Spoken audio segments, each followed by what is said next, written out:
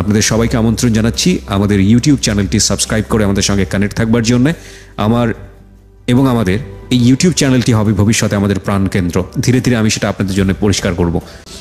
ওকে, আপনার নাম এবং পরিচয়টা যদি একটু বলতেন। জি, আসসালামু আলাইকুম কিবরিয়া ভাই। আমার নাম আজমিরা খানম, আমি মিরপুর 11 থেকে এসেছি। জেলা কোথায়? জন্ম জেলা? আমার হোম ডিস্ট্রিক্ট বাগেরহাট, জি, কচুয়া থানা। আচ্ছা। আর এই ঢাকাতে কত বছর যাবত? ঢাকাতে সব মিলে 10-11 বছর। ওকে, ঠিক আছে। আমরা একেবারে ছোটবেলা থেকে শুরু করব, যেটা সাধারণত আমাদের জীবন গল্পে হয় আর কি। কি মনে পড়ে, কোথা থেকে শুরু করতে চান আপনি? আমি একেবারে আমার ছোটবেলা থেকে, মানে যখন আমি বুঝতে শিখেছি তখন থেকেই। তার আগে আমি যদি বলি, আপনার শিক্ষাগত যোগ্যতা আমি যতদূর জানি আপনি মাস্টার্স পাস করেছেন। জি, ওকে, ঠিক আছে। আমি বাংলাতে অনার্স এবং মাস্টার্স করেছি। আচ্ছা। আমার একটু আগে বলে রাখি গল্পের সুবিধার্থে, মানে আমার জীবন গল্পের, এটা হচ্ছে আমার দাদা, উনার 2 বিয়ে। আমার দাদি যখন, আমার প্রথম দাদি হচ্ছে যখন মারা যান, তখন দেন আমার পরে নেক্সটে আমার দাদিকে আনেন, এবং আমার দাদির ঘরে আমার বাবা একা এবং আমার 3টা ফুপু। ওকে।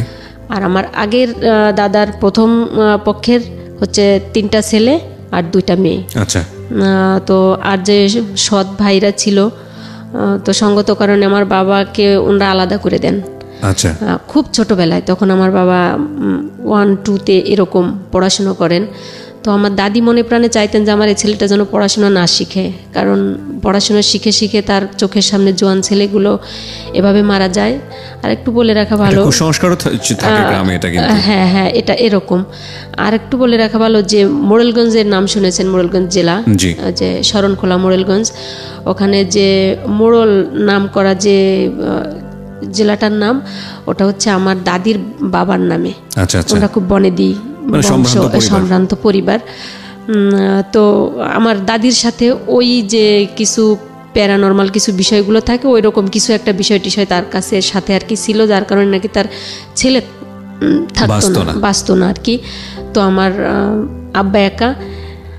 তো যখন আমার বাবা প্রথম স্কুলে যায়, তখন ওই আমার চাচারা ওনাকে আলাদা করে দেন, যে তুই একাই তোর মাকে নিয়ে খাবি, এরকম একটা ব্যাপার স্যাপার। আর আমার 3টা ফুপু, তাদের বিয়ে হয়ে যায় ছোটবেলা। গ্রামে যেটা হয় আগে বাল্য বিবাহ। একটা ফুপু বাড়ির কাছে, বড় ফুপুটা, আর 2টা একটু দূরে, 2-3 গ্রাম দূরে।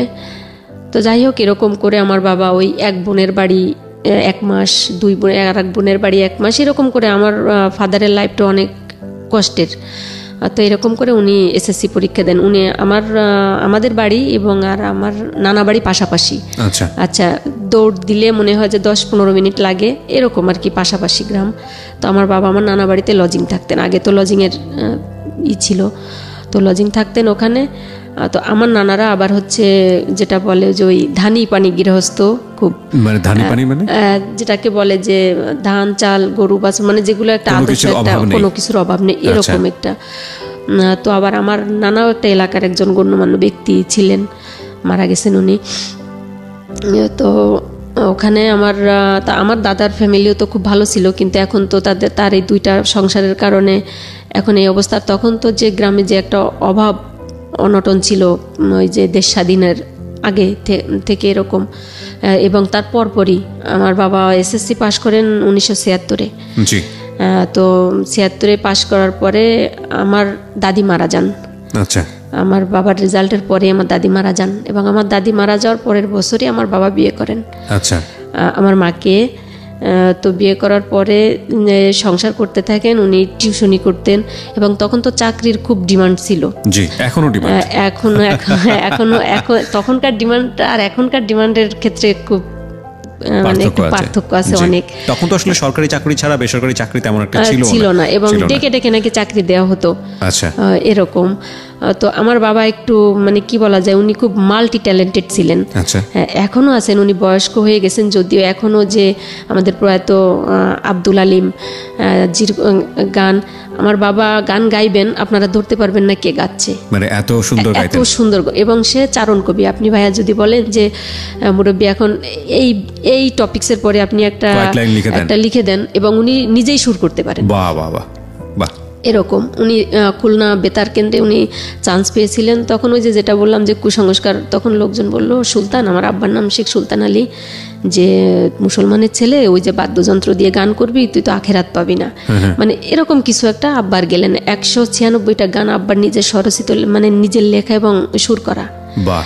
আর আমি যখন ছোটোবেলায় স্কুলে পড়াশুনো করতাম তখন আব্বার হচ্ছে নিজের লেখা জারি, তারপর হচ্ছে গজল, এগুলো আমি নিজে গাইতাম এবং ওগুলো থেকে আমার ফার্স্ট পুরস্কার থাকতো। এটা তো যাই হোক, আব্বার তখন টেক্সটাইলে একটা চাকরি হলো। তো আব্বা চলে গেল ওখানে চাকরিতে।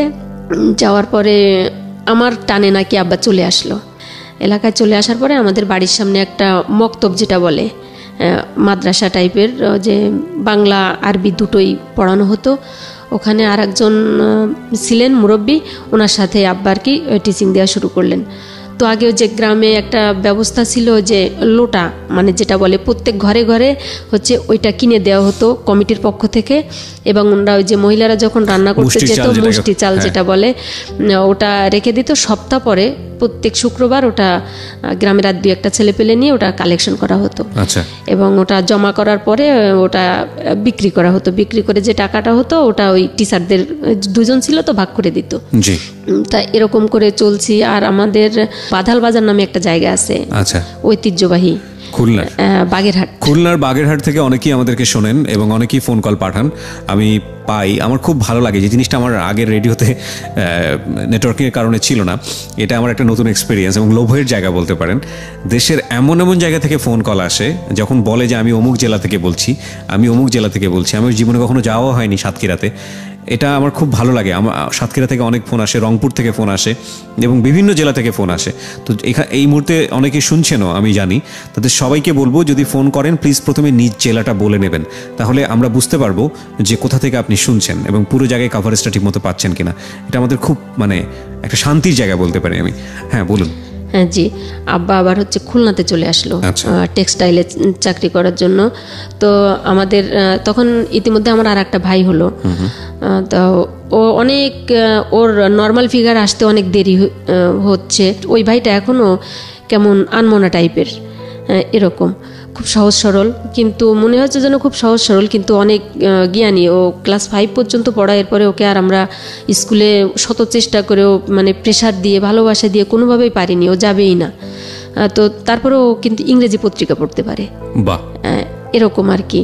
এবং ও যখন ক্লাস 3-তে পড়ে, বঙ্গবন্ধুর যে একটা এই যে ভাষণ আছে, ওই ভাষণটা হচ্ছে ও বলে ও ফার্স্ট পুরস্কার পেয়েছিল। তখন আমরা খুলনাতে চলে আসি। খুলনাতে চলে আসার পরে আবার ওই তখন টেক্সটাইলের চাকরিটাও চলে যায়, সরকার পক্ষ নিয়ে নাকি কি যেন গ্যাঞ্জাম কর্মী ছাঁটাই। তখন আব্বা কি করলেন, বললো যে তো শহর, খুলনাতে আসছি, আমার তো গ্রামের কেউ নাই এখানে, তো আমি এখানে কি করবো, আমার তো ফ্যামিলি চালানো লাগবে। আমি তাহলে আব্বা রিক্সা চালানো শুরু করলেন ওখানে। রিক্সা চালানো শুরু করলেন? হ্যাঁ, এখন কোনো চাকরি পাচ্ছেন না, কোনো কারো হেল্প পাচ্ছেন না। আমি উইথ ডিউ রেসপেক্ট সকল রিক্সাওয়ালার প্রতি সম্মান রেখে বলতে চাই যে এটা আমি অবাক হয়েছি এই কারণে, দেখুন একটা মানুষ সেই সময় এসএসসি পাশ করা, এবং এটা কিন্তু আজকালকের কথা না, এটা কিন্তু আমি যতদূর জানি কত সালের কথা মনে আছে? এটা হচ্ছে 83-84 সালের গল্প। ওই সময় এসএসসি পাশ করা একটা ছেলে যে চাকরি করছে, সচ্ছল পরিবার, সে কিন্তু সবকিছু ছেড়ে ছুড়ে দিয়ে মানে বাধ্য হয়ে আবার পরিবার চালানোর জন্য রিক্সা চালাচ্ছে। এটা কিন্তু 4টেখানি কথা না। হ্যাঁ বলুন। তারপর তখন হচ্ছে আমি ততক্ষণে আমি স্কুলে যাওয়ার মতো হয়ে গিয়েছি। আমাকে স্কুলে আমার মা আব্বা দুজনে আমার বাসায় বসেই আমাকে পড়ান। তো পড়ানোর পরে আমাকে এখন মনে হলো যে আমাকে স্কুলে দেওয়ার দরকার, আমাকে নিয়ে 1-এও না 2-তেও না, আমি 3-তে ভর্তি করাবো একবারে, এক চান্সে 3-তে। হ্যাঁ। তো তখন টিচাররা বললো আপনার এতটুকু মেয়ে 3-তে ভর্তি করাবেন, তো বললো যে আপনারা এক্সাম নিয়ে দেখেন, টেস্ট করে দেখেন, যদি পারে তো করবেন, না হলে তো 1-এই ভর্তি করাবেন। তো আমাকে বললো যে মামুনি তোমার নামটা লেখো তো এখানে, তোমার ঠিকানাটা লেখো। তখন আমি ইংলিশে নামটা লিখলাম, আমার অ্যাড্রেসটা লিখলাম। তো লেখার পরে আমাকে একটা ইংরেজি বই পড়তে দিল, 2 লাইনে একটা রাইমস আর কি, আমি ওটা পড়লাম। তারপর আমাকে একটা অঙ্ক কষতে দিল। তো বলার পরে হ্যাঁ ও পারবে 3-তে। আমার আব্বা এর ভিতরে অনেক অসুস্থ হয়ে গেলেন, যেহেতু তার এত কষ্ট করার তো অভ্যাস নাই, রিক্সা চালে রোদে পুড়ে বৃষ্টিতে ভিজে। আব্বার অনেক অসুখ হয়ে গেল। অসুখ হওয়ার পরে আমাদের তো ওখানে কেউ নাই, এর ভিতরে আমার আর একটা ভাই হলো, আমার ছোট ভাই। তো যে বাসাতে থাকতাম তার পাশের বাসায় বরিশালের একটা লোক ছিলেন, ইসমাইল নাম। তো উনি খুব ভালোবাসতেন আব্বাকে, এবং আব্বা বলছে যে তুমি যদি আমাকে ভাই ডাকতে মনে চাই বা বলো, কিন্তু ধর্মের কোনো সম্বন্ধ নিয়ে আমার কাছে এসো না, এগুলো আমি লাইক করি না। তো যাই হোক, উনি খুব ভালো লোক। তো বললো যে ভাই এখন কি আমি আপনার বিপদের সময় আপনার পাশে দাঁড়াতে পারি? তো বললো যে তুমি কি করতে চাও? আমি তো এরকম অসুস্থ, তখন খুলনা সদর হসপিটালে আব্বা অ্যাডমিটেড। তো বললো যে সংসার চলে না, কি করব? তখন আমার ভাইয়া মনে আছে কাঁঠালের সিজনটাতে। তো বললো যে একটা বেশি টাকার একটা ব্যবসা আছে, সেটা হচ্ছে কি, আমার তো ভ্যান আছে, মানে রিক্সা না ভ্যান, যেটা ঠেলা ভ্যানের মতো। তো যদি কাঁঠাল কিনে যদি 6টা পিরিচ 6টা চামিচ কিনে, ওই কাঁঠালগুলো যে এখন যেমন আমরা ঢাকা শহরে দেখি যে মোড়ে মোড়ে যে পেঁপে বিক্রি হয়, তারপরে হচ্ছে ওই যে খাবারগুলো রেডিমেড যে খাবারগুলো, ওটা ওভাবে বিক্রি করি, তাহলে লোকে খাবে। কারণ অনেকে তো কাঁঠাল খেতে ইচ্ছে করে, কেউ বাড়িতে নিয়ে যায়, বা অনেকে এগুলো পারে না, বা সংসারে 2-4 জন খায় আর 2-4 জন খায় না, এরকম যাই হোক আছে, অনেকে পছন্দ করে না। তো যদি এরকম পায় তাহলে দেখি। তা ইন্টারেস্টিং ফ্যাক্টর, কাঁঠালের গল্প আপনি বললেন। কাঁঠাল সবারই যে প্রিয় তা কিন্তু না, আমারও প্রিয়, কিন্তু খুব বেশি যে মানে পছন্দ করি তা না। কিন্তু ব্যাপারটা হচ্ছে যে আমার বাসার স্পেশালি 2-1 মেম্বার আছে যারা কাঁঠালের নাম শুনলেই ভয় পেয়ে যায়। তো সেই কারণে দেখা যায় লাস্ট 4 or 5 ইয়ার্স আমার বাসায় কাঁঠালই ঢোকে না। এটা জাতীয় ফল, আমি সম্মান রেখেই বলছি, যারা পছন্দ করে তাদের জন্য বাকি মেম্বারদের স্যাক্রিফাইস করা উচিত, কারণ অনেকে স্মেলটা নিতে পারে না। হ্যাঁ, আপনি ঠিকই বলেছেন। হ্যাঁ, বলুন। তারপর এরকম তো বললো যে এটা যদি একটা আনকমন একটা ব্যাপার, তো এটা যদি আমরা ফুটপাতে এরকম বিক্রি করি তো সবাই খাবে। আর এটাই আমার মনে হচ্ছে যে এখন আমি তো বুঝি যে খুলনা মনে হয় ওই প্রচলনটা বোধহয় আমিই প্রথম করেছিলাম যে ওরকম। তা আব্বা বললো বেটা তা তোমার সাথে কে যাবে? তো বললো যে আমার সাথে আজমির যাবে। আচ্ছা, কোন ক্লাসে পড়ছেন তখন? ওই যে 3-তে, ক্লাস 3-তে ভর্তি করে দিয়েছে। ওকে। তো আমি ওটা গেলাম কাকার সাথে। এখন দেখি যে বৃষ্টিতে ভিজে, তো ছোট, তারপরেও ভাবি যে রাস্তায় দাঁড়ায় এগুলো বিক্রি করা হচ্ছে এবং আমি এটা সেলস করছি, এটা কেমন যেন আমার কাছে একটু লজ্জা লাগছে। কাকারে বলি কাকা বাড়ি চলেন তো, এগুলো বিক্রি হচ্ছিল তখন? হ্যাঁ, প্রচুর বিক্রি হচ্ছে, এবং ওই যে হাতে কষ্ট লেগে যাচ্ছে, মানে একটা বিতিকিচ্ছিরি অবস্থা আর কি। তো আইডিয়াটা কিন্তু ভালো। আমি ঢাকা শহরে কখনো, আমার মনে হয় যারা আজকে এখানে শুনছেন তাদের মধ্যে যদি কেউ এরকম ট্রাই করে দেখতে পারেন কাঁঠাল বিক্রির চেষ্টা। কিন্তু এটার একটা বড় সমস্যা হচ্ছে এটাকে হাইজিনিক ওয়েতে উপস্থাপন করা। কারণ উনি যেটা বলছেন যে হাতে আঠা উঠে লেগে যাচ্ছে, কেউ হাত দিয়ে তুলে কাঁঠাল যদি বিক্রি করে ফ্রিজে দেয়, ওটা আসলে স্বাস্থ্যকর না, যদিও আমরা অস্বাস্থ্যকর অনেক খাবারই খাই। সো এটাকে যদি একটু হাইজিনিক উপায়ে, এবং কাঁঠালের কোয়ালিটিটা যদি ভালো হয়, যে নরম খুব বেশি না, ওই যে খাজা কাঁঠাল যেটাকে বলে, খাজা কাঁঠাল, রসা কাঁঠাল এবং খাজা কাঁঠালের দুইটাই। সো আজকে আমরা কাঁঠালের গুণগান নিয়ে বসেছি হচ্ছে আমাদের জীবন গল্পে। আপনারা যেটা করবেন এটাকে একটু সুন্দর করে যদি উপস্থাপন করতে পারেন, আমার মনে হয় যে এটা খুব ভালো একটা বিজনেস হতে পারে, cause it's a very unique business. তবে দয়া করে ক্রেডিটটা জীবন গল্পকে দিবেন না, কারণ আমি চাই না এই অনুষ্ঠানের ব্র্যান্ডটা কাঁঠাল ব্র্যান্ড হয়ে যাক। ওকে, হ্যাঁ বলুন। তো উনি একবেলা রিক্সা চালাতেন, আর একবেলা হচ্ছে এই ব্যবসাটা আমাকে নিয়ে করতেন। আচ্ছা। তো আবার রাতে আব্বার কাছে যেতেন, রাতে উনি থাকতেন আব্বার কাছে। উনি আমাদের জন্য খুব হেল্পফুল পার্সন ছিলেন ওই সময়টাতে। তখন এরকম করতে করতে আব্বার অবস্থা খুবই অবনতির দিকে। তো আমার ফুপুদের বাড়িতে খবর দেওয়া হলো। আমার এক ফুপু আসলেন, আসার পরে আমাদের বাড়িতে নিয়ে গেলেন। আপনার বাবাকে? হ্যাঁ, আমাদের ফ্যামিলি সহ নিয়ে গেলেন। আমরা যখন খুলনাতে যাই তখন আমাদের যে আমার বাবার যে পোতার জায়গা, পোতা যেটা বলে, যে বাস্তু যে ঘরটা, হ্যাঁ, তো ও ঘরটাও এসে দেখি নাই। আমার যে ওই চাচারা ছিল, ওরা খুলে মুলে নিয়ে রান্না ভাত তরকারি রান্না করে, ও ভাবছে যে এবার গেছে তো গেছে, এটা আমাদের জন্যই হয়ে গেছে এরকম। তখন আব্বার এই অবস্থা, আমাদের কোথায় আমরা উঠবো? তো আমার একটা নোয়া চাচা ছিলেন, ওই সৎ চাচা যেটা, উনিও নাই তখন, উনি মারা গেছেন। বড় চাচাও মারা গেছেন, একটা চাচাই ছিলেন আর কি, সেজো চাচাটা, যেটা বেশি মানে ক্রিমিনাল টাইপের, ওনাকে মুন্সি বলেই ডাকতো সবাই। তো উনি ছিলেন, তো ওনার ঘরে কারোর ঘরে উঠতে দিল না। ওই নোয়া চাচার ছেলে মেয়েরা ওরা বললো যে চাচা আমার ঘরেই উঠুক। আচ্ছা। তখন তো আব্বা মনে করেন যে খাটিয়ায়, যে মরা যেটাকে বলে, এরকম মানে না, মানে এরকম অবস্থা, মানে মৃতপ্রায়। তার মুখে 2বার অলরেডি পানি দেওয়া হয়ে গেছে, যে সে মারা গেছে এই অবস্থা। তার মাথায় চুল নাই, মানে কঙ্কালসার। আমরা বুঝতে, ডাক্তার তখনও বলেনি যে তার অ্যাকচুয়ালি কি রোগটা হয়েছে। তো মানে তার দিকে কোনো সুস্থ মানুষ যদি তাকায় সে ভয় পাবে, সে দ্বিতীয়বার তার দিকে তাকাবে না। আচ্ছা, এরকম অবস্থা। তো আর আমার আম্মা হচ্ছে তো খুব ভালো বংশের মেয়ে, ভালো ঘরের, অভাব অভিযোগ কাকে বলে বুঝে না, কিন্তু আমার আব্বার সাথে এসে তো এখন বুঝতেছে, কিন্তু সে তো ঘর থেকে বের হয় না। এখানে একটা কথা বলে রাখি প্রিয় শ্রোতা, জীবন গল্পের এই যে শৈশব, আমাদের আজকের যিনি অতিথি আজমিরা, যার নিকনেম হচ্ছে কবিতা, তো আজমিরার যে শৈশবটা আপনারা দেখতে পাচ্ছেন, সেই শৈশবের আজমিরাকে দিয়ে আজমিরার পুরো জীবন গল্পটা যদি আপনি চিন্তা করেন তাহলে কিন্তু একটা বড় রকমের ভুল হবে। ওকে, আবারও আপনার কাছে আসি কথা না বাড়িয়ে, যেখানটায় আমরা ছিলাম যে বাবার অবস্থা খুবই খারাপ। হ্যাঁ, তো ওখানে ওঠার পরে ওনাদেরও এরকম কাঁচামাটির ঘর, ওই চাচারও হচ্ছে 4টা ছেলে 4টা মেয়ে। তো বললো যে যেহেতু আমার বাবা যদি থাকতো তাহলে তো ও খেতো, এখন চাচা ফেলে দিব নাকি। আগের 5 বছর মেয়াদি বিজিবি কার্ড ছিল, যে এখন যেটাকে রেশন কার্ড বলে, 30 কেজি মাসে 30 কেজি গম বা চাল এটা দিত, ওটা একটা দিয়ে দিল। তো মা তো সেই কান্না যে আজকে আমার কাউন্সিলে যেতে হবে চালের জন্য, কোন ঘরের মেয়ে ছিলাম আমি, অথচ কোথায় লাইনে দাঁড়াতে হবে, ভাগ্যের কি নির্মম পরিহাস এটা। তো বললাম, আমি বললাম যে মা তোমার যাওয়া লাগবে না, আমি যাব, অন্যান্য লোকজন যায় আমি যাব।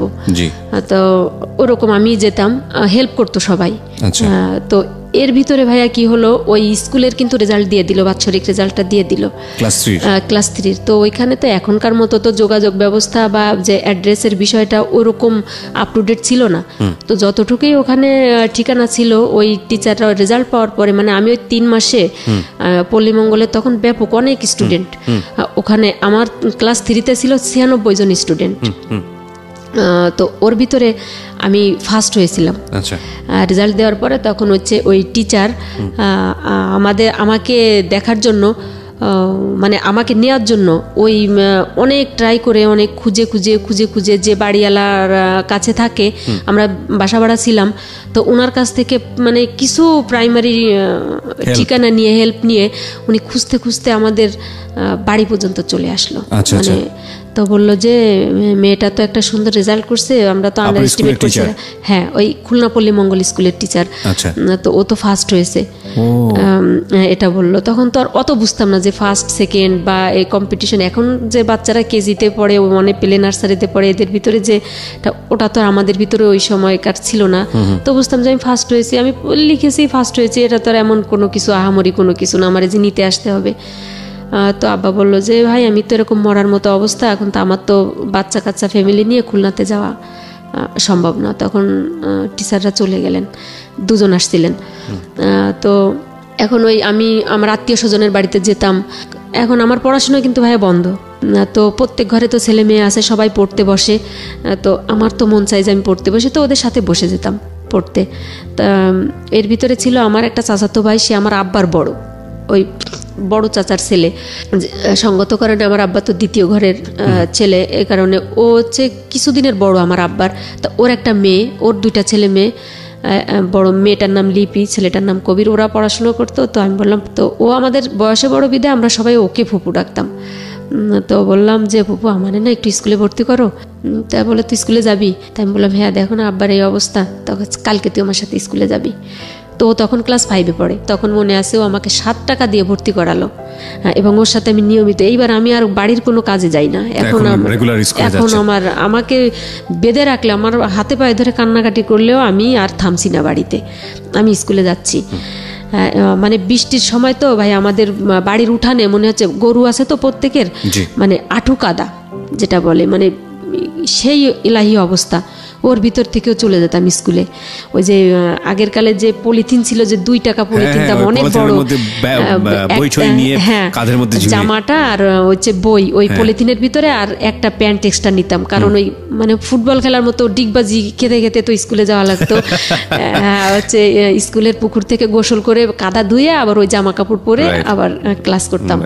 তো ওখানে গিয়ে যেহেতু আমি শহরের স্কুল থেকে পড়াশোনা করে অন্তত 2-4-6 মাস গেছি, তো আমি একটু চটপটে বেশি ছিলাম।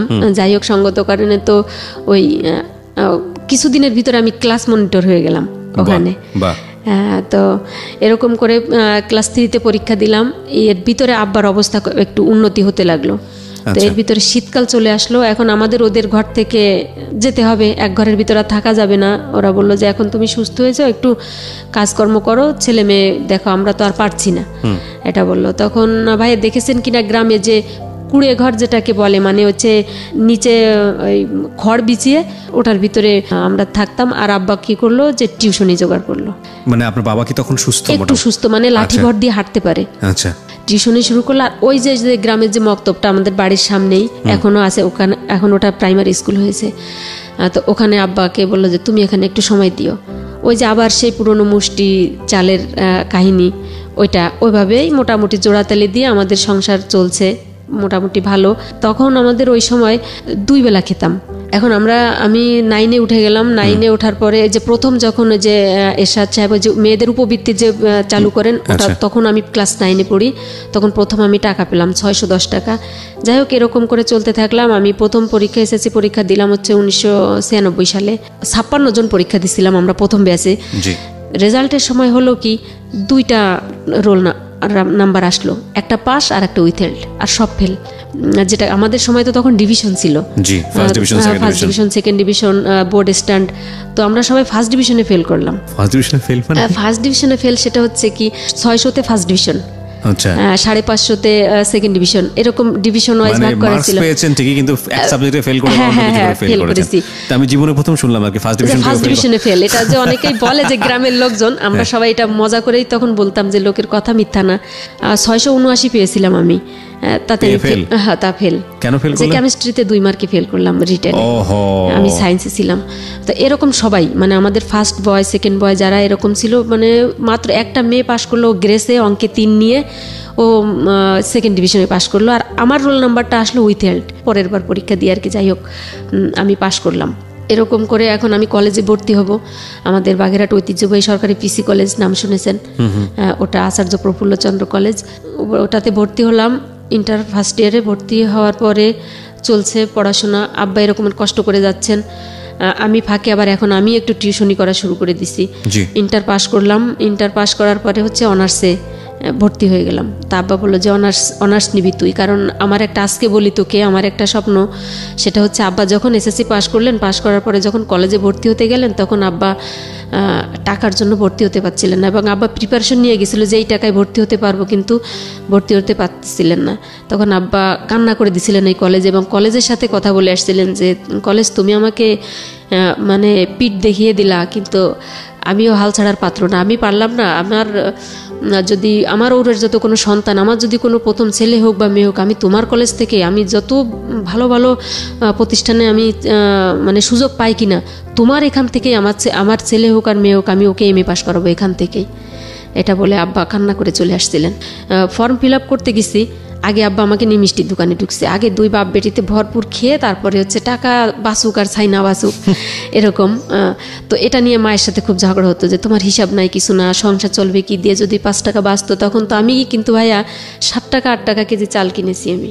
আচ্ছা, এরকম আমি আমার ছোটবেলাতে এরকম দেখেছি 7 টাকা। আমার মনে আছে আমার মা, তখন আমি ক্লাস 6 বা 7-এ পড়তাম, তো ওই সময়টাতে 50 টাকা পকেটে দিত। 50 টাকা পকেটে দিয়ে আবার সেফটি পিন দিয়ে মেরে দিত। আমি হাফ প্যাডেল সাইকেল চালাতাম। সাইকেলের যে মাঝখানে 3 কোণাটা ত্রিভুজ আকৃতি থাকে, মাঝখান দিয়ে ফুল প্যাডেল করতে পারতাম না, হাফ প্যাডেল চালাতাম। তো হাফ প্যাডেল চালাতে চালাতে এক হাত দিয়ে ধরতাম, এক হাত সিট, ডান হাতের বগলে যে সিট থাকতো, হাফ প্যাডেল করতে করতে বাজারে যেতাম। এবং আমার মনে আছে আমার 50 টাকা দিয়ে আমার মা আমার ওই আপনার হলো সেফটি পিন দিয়ে দিত, যাতে 50 টাকা হারায় না যায়। এবং এই 50 টাকা নিয়ে যেতাম। আমার এখনও মনে পড়ে যে 3 টাকা 4 টাকা 5 টাকা 60 টাকা কেজি অনেক সবজি আমি কিনেছি। 40 টাকা কেজি গরুর মাংস ছিল, এটা আমি জানি না এটা। এবং ওই সময়ও মানুষ বলতো যে 40 টাকা কেজি গরুর মাংস, আমরা 60 টাকা কেজি কিনেছি, 6 টাকা কেজি কিনেছি। ইনফ্যাক্ট এখন বোধহয় 500 550, আমি জানি না, আমি বাজার করি না, so I don't have any idea. But এগুলো গল্প যখন শুনি তখন কিছুটা শৈশবের কথা মনে পড়ে যায়। সেটা এরকম বের হওয়ার পরে আব্বা বলে যে অনেক কষ্ট হয়েছে, লাইনে দাঁড়ায় বাবা, আগে খায়নি, চল। আব্বা চলেন, এটা আর কি। খাওয়াটার পরে সবকিছু নিয়ে বাড়ি গেলাম। তা আব্বা মা বলে যে আমাদের জন্য কিছু আনো না, আজকে তো নিশ্চয়ই মিষ্টি হয়েছে। তার কাছে হ্যাঁ তোমাদের জন্য আনছি। তো আমাদের একটা মশারির ভিতরে আমরা 5 জনই ঘুমাতাম, আব্বা আম্মা আমার ছোট 2টা ভাই এরকম। আচ্ছা, তো 2 টাকা হলে সবকিছু হয়ে যেত, মানে 2 টাকা হলে আমার কলেজে যাওয়া হয়ে যেত। ওই যে 1 টাকা দিয়ে বাসে যেতাম, আমাদের স্টুডেন্টদের জন্য 1 টাকা ছিল। আচ্ছা, তো আমি একটা জামাই পরতাম মনে করেন যে 6 মাস, কিন্তু ওটা আমি ওই আয়রন করে, মানে তখন ওই 3 টাকা নিত একটা জামা 3 পিস আয়রন করতে। তো আমি যখন কলেজে যেতাম তখন আমি লেডিস জুতাগুলো কেন যেন আমি পছন্দ করতাম না। আমি সবসময় জেন্টস স্টাইলের জুতোগুলো হ্যাঁ ওরকম পরতাম। তো আমি কলেজে গিয়েই আমি এই খোঁজগুলো নিতাম যে স্পোর্টস সাইডের কীগুলো আছে। তো আমি রোভার স্কাউটে নাম দিলাম, আমি রেঞ্জার হয়ে গেলাম, মানে যে মেয়েদের যে লিডার, টিম লিডার, ওটাকে রেঞ্জার বলে রোভার স্কাউটের ভাষায় কলেজের। আর হচ্ছে আমি আউটডোর ইনডোর গেমগুলোতেও আমি পার্টিসিপেট করতাম। তো এভাবে চলছি। প্রথমে ভাই একটা কথা বলে রাখি, আমি যখন প্রথম আব্বা আমাকে ইন্টার ফার্স্ট ইয়ারে কলেজে ভর্তি করায়, তখন আব্বা আমাকে বলে, বাবা এখন তুমি বড় হয়েছো, তোমার কলেজে ঢোকার আগে 2টা সিনেমা হল আছে, তো তোমার কলেজ টাইমটা এমন সময় যে তুমি কিন্তু 2টা শোই তুমি কমপ্লিট করতে পারবা। তো তুমি যদি আমাদের অগোচরে এগুলো করো তো আমাদের কিন্তু করার কিছু থাকবে না। বাবা আমাকে বলছে। তো ভাইয়া যখন মানে আমি অনার্স ওল্ড ফার্স্ট ইয়ারে মানে শেষের দিকে, তখন হচ্ছে আমি প্রথম সিনেমা হলে যাই। তখন আমাদের বন্ধু বান্ধব সব একসাথে, এর ভিতরে যে সিনেমা হলটা কোথায় বা বাগেরহাটের যে অলিগলি রাস্তাগুলো কোথায় আমি চিনতাম না। ওই যে কলেজে করে যেতাম, ওই গাড়িতে নিয়ে যেত, আবার গাড়ি থেকে যে ফেরিঘাটে আসতাম, এই পথগুলো চেনা ছিল এরকম। তো আর হচ্ছে আড্ডা মারা বা যে বাজে টাকা খরচ করা, এই সোর্সটাও তো আমার নাই, প্রশ্নই ওঠে না। যাই হোক, এখন ওই দিন ভ্যানে উঠলো একটা মুরব্বী আর একটা মহিলা আর একটা ইয়াং একটা ছেলে। বৃষ্টি হচ্ছে, সেই ধুমছে বৃষ্টি, একদম ভিজে। আমাদের এলাকার যে একটা বাজার আছে, সাইনবোর্ড বাজার নাম, ওই ছেলেটা ওখানে নামলে একটা ব্যাগ আছে হাতে ওর। আচ্ছা, প্রচুর বন্যার মতো বৃষ্টি হচ্ছে। আচ্ছা, তো বলে যে তুই ব্যস্ত, এদিকে আস। তুই তো ছেলেটা বলছে আপনাকে এটা না, মানে আরেকটা ছেলে এসে বলতেছে যে আমার যে পরিচিত আগে থেকে। হ্যাঁ, তো আমি ওখানে একটু বসলাম, মানে ওরা ডাকলো। তো ওই যে ছেলেটা আমার আত্মীয়, ওটা ডাক দিয়ে বললো যে ওই ছেলেটাকে যার হাতে ব্যাগ, তো বললো যে আজমির তো আমার একটা বন্ধু। তো আমি বলে ভালো। তা বললো যে আপনার বাড়ি কোথায়, এই জায়গায় নাম কি, এই বললো ইন্ট্রোডিউস। তা হচ্ছে বললো যে তুই বাড়ি যাবি না, আমাকে বললো আমার ওই রিলেটিভটা। তা বললো হ্যাঁ বাড়ি যাবো। তাহলে ভ্যানে আসো, আমরাও তো বাড়ি যাচ্ছি, ও আমাদের বাড়ি যাবে। বললাম যে না, আমি ভ্যানে যাবো না, আমার যাইতে দেরি হবে, আমার একটু কাজ আছে।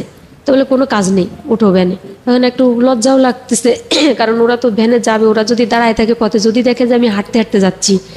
তো উঠলাম, ওঠার পরে তো ওই যে ভ্যানে ওঠার পরে 2-3টা কথা হলো যে আপনি কি পড়াশোনা করেন, কোথায় পড়েন। ওই ছেলেটা বললো আমাকে, কিন্তু ওই ছেলেটা 1 বছর ধরে নাকি আমাকে ফলো করে। প্রিয় শ্রোতা, দেখুন, আমি একটু আগে আপনাদেরকে কিছুক্ষণ আগেই, মানে মিনিট 20 সময় আগে বলেছিলাম যে কোনোভাবে অনুমান করবেন না গল্পটা কোথায় গিয়ে দাঁড়াবে। দেখুন সেটা প্রমাণ হলো কিনা। গল্পটা এখন যে জায়গায় দাঁড়িয়ে আছে সেখান থেকেও আপনি অনুমান করবেন না যে এর পরের ব্রেকে গল্পটা কোথায় গিয়ে দাঁড়াবে। এই জন্যই আমরা বলি যে জীবন নাটকের চেয়েও অনেক অনেক বেশি নাটকীয়। আমাদের চ্যানেলটি অবশ্যই সাবস্ক্রাইব করবেন, কারণ এই চ্যানেলটি আসলে আপামর জনসাধারণের চ্যানেল হয়ে উঠবে ধীরে ধীরে। আজমিরা, আমরা যে গল্পে ছিলাম যে আপনি আপনার সঙ্গে ওই আগন্তুক বা অপরিচিত যে ছেলেটি, তার সঙ্গে টুকটাক 2-1টা কথাবার্তা হচ্ছিল, এবং আপনাকে সে বললো যে 1 বছর আগে থেকে আপনাকে সে ফলো করে। এটা আপনি পরে জেনেছেন তাই তো, নাকি ওই ছেলেই আপনাকে বললো? যে পরে জেনেছেন। ওকে, বল। তো জানার পরে আমি আমার হচ্ছে স্টেশনে নেমে গেলাম, আমার বাড়ির সামনে, ওরা চলে গেল। তখন হচ্ছে আমাদের বাদাল যে বাজারের কথা বললাম, ওখানে আমি প্রাইভেট পড়তে যেতাম একটা হিন্দু টিচারের কাছে। তো আমরা একসাথে 10-12 জন পড়তাম। তো ওখানে একদিন ওই লাবলু নামের ছেলেটা আসলো, মানে যেটা রিলেটিভ নাম বললে সুবিধা হবে, লাবলু। ও আসলো, এসে বললো যে একটা কার্ড দিল আমাকে, বলে যে এটা হচ্ছে আমার দোকানের নাম্বার, আর হচ্ছে আমার ওই দোস্তর মোবাইল নাম্বারও আছে এখানে, তা তো যদি কখনো দরকার হয় তো ফোন দিস। এটা বলো। তো আমি যে তোদের তো আমার দরকার হবে না, তোদের আসা যাওয়ার পথেই তোকে দেখি। তা বলো তারপরেও, কিন্তু এটা তো হচ্ছে ওর চাল আর কি ছিল। যাই হোক, ওটা আর মনে রাখিনি। কিন্তু ওর নাম কি ছিল যিনি আপনাকে ফলো করেন? ফলো করে ওর নাম ছিল শোয়েব খান। ওকে। ওর বাড়ি হচ্ছে মঠবাড়িয়া। তো একদিন শবে বরাতের সময়, 2002 সালের কথা, শবে বরাতের আগের দিন, তো বাদাল বাজারে আমার আর একটা রিলেটিভের একটা দোকান আছে। তো আমরা প্রাইভেট পড়ে একসাথে বেরোইছি। ও একটা গার্মেন্টস অ্যাক্সেসরিজের মানে দোকান দিল, যে গার্মেন্টসের কাপড় চোপড় এগুলা নতুন। না, তাহলে আমাদের আর একটা রিলেটিভ ওই বাদাল বাজারের পরে। এখানে শোয়েবের কোনো ফ্যাক্ট নাই। তো বললো যে তোরা যদি পাবলিসিটি না করিস, তোরা যদি না কিনিস, তো বাইরের মানুষ কি কিনবে, এদিকে আয়। তো ওর সাথে ওর আবার মানে ফোনের দোকান। তখন তো হচ্ছে ফোন খুব রেয়ার, মোবাইল ফোন 20 টাকা, 22 টাকা, 25 টাকা পার মিনিট ছিল, হ্যাঁ ওরকম কল করতো। তখন বলে যে এখানে মোবাইলের দোকান দিয়েছি কিন্তু কোনো কাস্টমার আসে না, এত কম মোবাইল, তো কী করা যায়? তাই আমি বলে তো তোদের কারো কাছে নাম্বার আছে, তোরা কথা বল। তোর এখান থেকে কথা বললে টাকা দেওয়া লাগবে না, তোরা 2-3 টাকা যা মনে কয় তাই দিস, কিন্তু নাইলে আব্বা আমার ব্যবসা থেকে উঠাই দিবে, তোরা খরচ করে। এরকম মানে খুব বাউন্ডুলে ছেলে তো, বাবা জোর করে আর কি প্রতিষ্ঠানে বসায় দিছে, ও নষ্ট করে আর কি বাবার টাকা। তো আমরা 5-6 জনই মিলে তখন বললাম যে আমার কাছে তো একটা কার্ড ছিল, দেখে আছে কিনা ব্যাগের ভিতর, দেখি যে কার্ডটা আছে। আমি বলে এই নাম্বারে ফোন দিয়ে কথা বল। ওই ছেলে ফোন দিয়ে বলতেছে যে এই নাম্বার তুই কোথায় পেলি? আমি বললাম কেন, তুই চিনিস নাকি? বলে তো আমার এক দোস্ত হয়, মানে এর সাথে কানেক্টেড। আপনি কোথায় পেলেন? আমারও প্রশ্ন। ওই যে কার্ডটা দিল আমাকে, ওই যে লাবলু যে কার্ডটা আমাকে দিয়ে আসলো, ওই যে প্রথম রিলেটিভ, মানে বললাম যে নাম বললে সুবিধা হবে, সে আলটিমেটলি শোয়েবের সঙ্গে পরিচয় করিয়ে দিয়েছে, তাই কি? আচ্ছা, তো লাবলু আপনাকে কার্ডটা দিল। এটা নাম্বারটা কার ছিল? লাবলুর ছিল না শোয়েবের ছিল? শোয়েবের ছিল। কিন্তু আমার তো ফোন নাই যে এখন ট্রাই করব যে নাম্বারটা কার, ওইটা ব্যাগের ভিতর ওভাবেই পড়ে আছে। তো যখন ওই ফোনের অফারটা দিল তখন বেরোতে বললো যে এটা তো আমার একটা বন্ধুর নাম্বার। আমি তুই একে চিনিস? তা বলে হ্যাঁ আমি চিনি। আমি চিনি এটা লাবলুর নাম্বার, ও ফোন পাবে কোথায়? আমি ওর যে নাম্বার দেওয়া, তা বলেছে ওর দোকানের নাম, কিন্তু নাম্বারটা দিয়ে দিছে ওটা হ্যাডামের জন্য, মানে যেটাকে বলে বাংলা ওদের বলার জন্য যে তাহলে এর ফোনের ফোন টোন আছে এরকম। তা বলে আচ্ছা ঠিক আছে তাহলে কথা বল। তো কথা বলে যে ভাই কোথায়, এই তাই, এই কালকে তো সবে বরাত, আপনি আসিয়েন, আমাদের দাওয়াত থাকলো। আমি আর কথা বললাম না। আমি বলে না হোক, এখানে ফোন করে আপনি জানতে পারলেন যে এটা শোয়েবের ফোন? হ্যাঁ। আচ্ছা, ওই যে ওই রাসেল নামের ওই ছেলেটা বললো, ওর নাম রাসেল, যার দোকান। তো গেল একদিন পরে সবে বরাত, একদিন দেখি সবে বরাতের দিন বিকেলবেলা, সবে বরাতের দিন আমার ফুপুরা আমাদের বাড়িতেই আসে সবাই, বাবার বাড়িতে, বাবা আমার কবর জিয়ারত করার জন্য। গরিবানা হালে হলেও মানে মোটামুটি আমার আব্বা আবার হচ্ছে খুব খাওয়া প্রেমিক লোক, উনি খেতে খুব পছন্দ করেন, সেটা বুঝতেও পারছিলাম আমরা আপনার গল্প শুনে। হ্যাঁ, খুবই মানে আমার এরকম যে কষ্ট অভাব অভিযোগ থাকুক, চাল কেনার জন্য বাজারে গেছে আব্বা, উনি বিশাল একটা মাছ কিনে নিয়ে আসছেন। তখন আম্মা সেই চিল্লাপাল্লা, তুমি চাল নিয়ে আসলা না, তুমি মাছ নিয়ে আসলা। তা বলে যে তুই জানিস তোর ওই পাশের ঘরে গেলে তোকে চাল ধার দিবে কিন্তু তোকে মাছ ধার দিবে না। মানে হাসিও লাগে, কষ্ট পায়,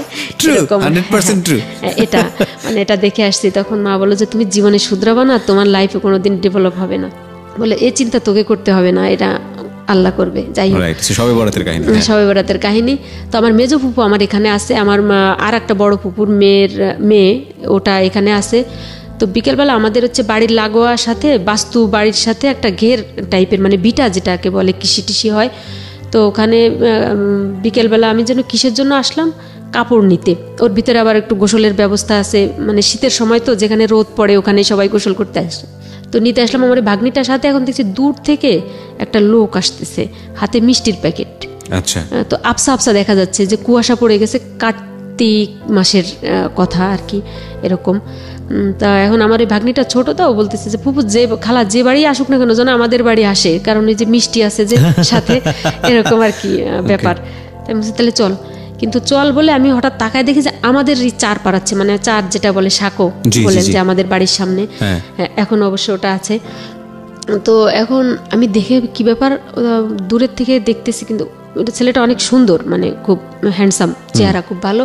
এখন ওখানে আমাদের দেখার পর আমাদের ডাক দিছে আমাকে নাম ধরে।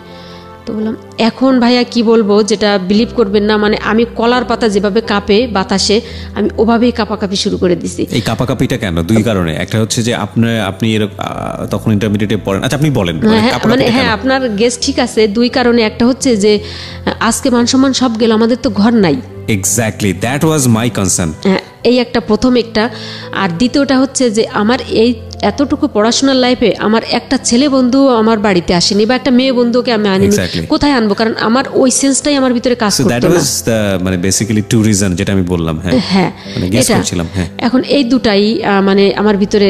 আর তো বাবা তো মেরে ফেলবে যে নিশ্চয়ই, আমি যদি সাপ গলায় বেঁধেও বলি, কোরআন নিয়েও বলি যে এর সাথে আমার কোনো পরিচয় নেই, প্রত্যেকেই বলবে যে তোমার এই ছেলের সাথে কোনো রিলেশন আছে কিনা। এই ছেলে বাড়িতে তাই হয়, গ্রামাঞ্চলে তাই হয়। ইনফ্যাক্ট এই কথাগুলো উঠে যায়। এই ছেলে আসতে, মানে একটা ছেলে জানে না তোমার সাথে কথা নেই বার্তা নেই, সে হুট করে তোমার বাড়িতে চলে আসলো, এটা তো বিশ্বাসযোগ্য বিষয় না। তো কিন্তু আব্বা বাড়ি না ওই টাইমে, আব্বা আবার কিছু পার্ট টাইম কাজ করার জন্য, মানে ব্যবসার সিজনে কাজ করার জন্য খুলনা বা মোংলা পোর্টে ওদিকে যেতেন আব্বা। তো মানে খুব ক্রাইসিসের মোমেন্টে আব্বা এরকম বাইরে যেতেন, আমাদের বুঝতে দিতেন না। জানি তো যে কষ্ট হচ্ছে, কষ্ট করছে, এরকম আব্বা বাড়ি না। যাই হোক, ফুপু আছে। তো এখন আমাদের তো ওই যে কুড়ে ঘর, কিন্তু আমার একটা ভাবি চাচাতো ভাইয়ের বউ, আমার চাচাতো ভাইটা বার্জে চাকরি করতো, ওটা বিয়ে করেছিল বরিশাল। তো বরিশাল এই ছেলে ওর বাড়িও বরিশাল। খুব এখন আমি ভাবিকে বললাম যে ভাবি এরকম একটা ছেলে আসছে, ওর সাথে তো আমার একদিন কথা হয়েছে, ও আজকে দেখি চলে আসছে কোনো কিছু না জানে। তো বললো যে তা ওই ভাইটার আবার একটা আলটিমেট দেওয়া ছিল যে আমাদের ফ্যামিলির সাথে কথা বলতে পারবে না ওর বউ, কারণ ওই ভাইটা ছিল অনেক শয়তান, মানে ও বিভিন্ন জায়গায় বিয়ে টিয়ে করে বেড়াতো। আর আমি যেহেতু কলেজে বাগেরহাটে, আমি এখন শহরমুখো হয়ে গেছি, তো আমি ইনফরমেশন অনেকগুলো ওর বউকে দিতে পারবো, এ কারণে। তো বললো যে তোর কাকা কাকিকে বল, কারণ আমাকে তো আবার আসলে যদি মারধর করে, যে এটা যে একটা মেহমান আসছে, ওদের আর কি কাঠের ঘর, আমাদের গ্রামে যেগুলো ভালো ঘর। তো বললাম যে কাকা কাকি এই যে, তো বললো যে কী সমস্যা, তো আমার ঘরে উঠা, মানে কথা বলতে বলতে আসতেছি, ও তখন হচ্ছে ওই কাকার ঘরে এলো, শবে বরাতের পরের দিনের ঘটনা। তো ওই বসার পরে হচ্ছে আমি ভাবির কাছে গেলাম। তো ভাবি বললাম যে দেখেন যে কী অবস্থা হয়। মা বললো কে? তো মা একেবারে, আমার মা খুব মানে কর্কশ টাইপের আর কি, মানে খুব কড়া। তো বললো যে তোমার বাড়ি কোথায়, সব জিজ্ঞেস করলো, তুমি এই বাড়িতে হঠাৎ আসলা? তো বললো যে আসলাম। তো তুমি কিভাবে চিনলা? বলে চিনি আমি আপনাদের বাড়ি। তো আমার মেয়েকে তুমি কতদিন ধরে চিনো? কয় চিনি 3-4 দিন ধরে চিনি, কিন্তু জানি 1 বছর ধরে। ও এরকম করে বলতেছে আর কি আম্মার সাথে। তারপরে এখন এটা বলার পরে তো বললো যে আপনাদের বাড়ির পরে আসলাম, তো এখন এভাবে ব্যবহার করতেছেন, তা আমারও ঘর আছে, আপনারা খোঁজ নিয়ে দেখতে পারেন বা কিছু, আমি চলে যাব। মানে এরকম করতে করতে মানে ও কথাটা এত মানে লেন্দি করছে যে মানে দেরি হয়, মানে রাত হয়ে যায়, এরকম অবস্থা। আমি কিন্তু ওখানে প্রেজেন্ট নাই, আমি তো দোয়া ইনুস পড়তেছি ঘরে বসে। আল্লাহ, আমার তো অবস্থা আজকে আব্বা নাই, তাতে কি হয়েছে, মা আজকে হাত পা মানে বাইদে সাইডেই পিটানি শুরু করবে। তো মা ওখান থেকে ওই ঘরে আর গেল না।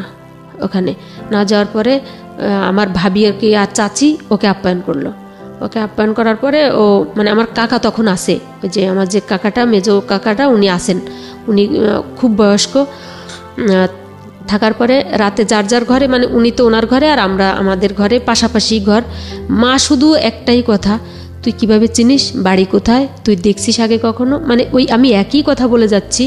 ওই অবস্থা এরকম করতে করতে সকাল হয়ে গেল, মানে রাতে ঘুমাইলাম, সকাল হয়ে গেল, আমি তো কলেজে যাওয়ার জন্য রেডি।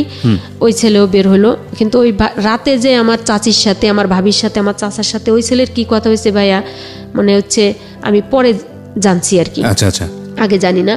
তো আমরা বের হলাম, ভাবিও আমাদের সাথে বের হলো, মানে ওনার একটা ডিপিএস আছে, উনি ওটা টাকা জমা দিতে যাবে ব্যাংকে। তো বের হওয়ার পরে এখন শুধু পথে একটা কথা বললো যে আপনার ননদ তো আমার কথা শুনলো না। তা মানে ভাবি নাকি এটা বলছিল যে তুমি ওকে বিয়ে করো, যে মানুষটার সঙ্গে কথা নাই, বার্তা নাই। হ্যাঁ, এটা। আর নাকি আমার চাচা রাতে ওকে, মানে ওর এত সুন্দর ওর চেহারা ছিল, ওটা দেখে নাকি আমার চাচা বললো, মানে সব পরিচয় দিল।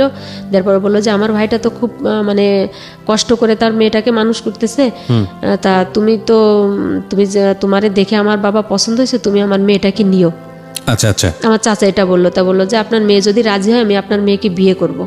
আমি এর জন্যই আমি আসছি মূলত। কিন্তু আমি মানে ভাইয়া, আমি এটা তো মানে চিন্তার প্রশ্নই আসে না, মানে ওর সাথে যদি 2-4 দিন কথাও হয়নি এরকম, কিন্তু দেখে মনে হচ্ছে যেন ভালো লাগার মতো একটা ফেস বা ব্যক্তি এরকম। তো এরকম করার পরে আমি গাড়িতে উঠলাম, তো ভাবির সাথে ভাবিরে মিষ্টি টিষ্টি কিনে দিল যে এটা নিয়ে যান, কাকার জন্য নিয়ে যান। তো আমি এটা দেখলাম, তো বললাম যে এতই খাতির। তো বললো যে এটা আমার বোন, আমি বোন ডাকছি, কারণ যেহেতু আমাদের বরিশাল রেঞ্জে বাড়ি, বরিশাল বাড়ি, সেইকে যে আপা আপা ডাকে। আমি বিষয়টা একটু আমলে নিলাম যে এর ভিতরে সামথিং রং বা কিছু। মিষ্টি কিনে দিল একদম অপরিচিত। তো বললো যে কালকে যে তুমি যে মিষ্টি নিছো এটা আমরা পাইনি, তা তোমার বললো যে কাকা তো মুরব্বী মানুষ, মারা যাবে, তো দেখে আসলাম, এই জন্য দিলাম আর কি। যাই হোক, হতে পারে এটা।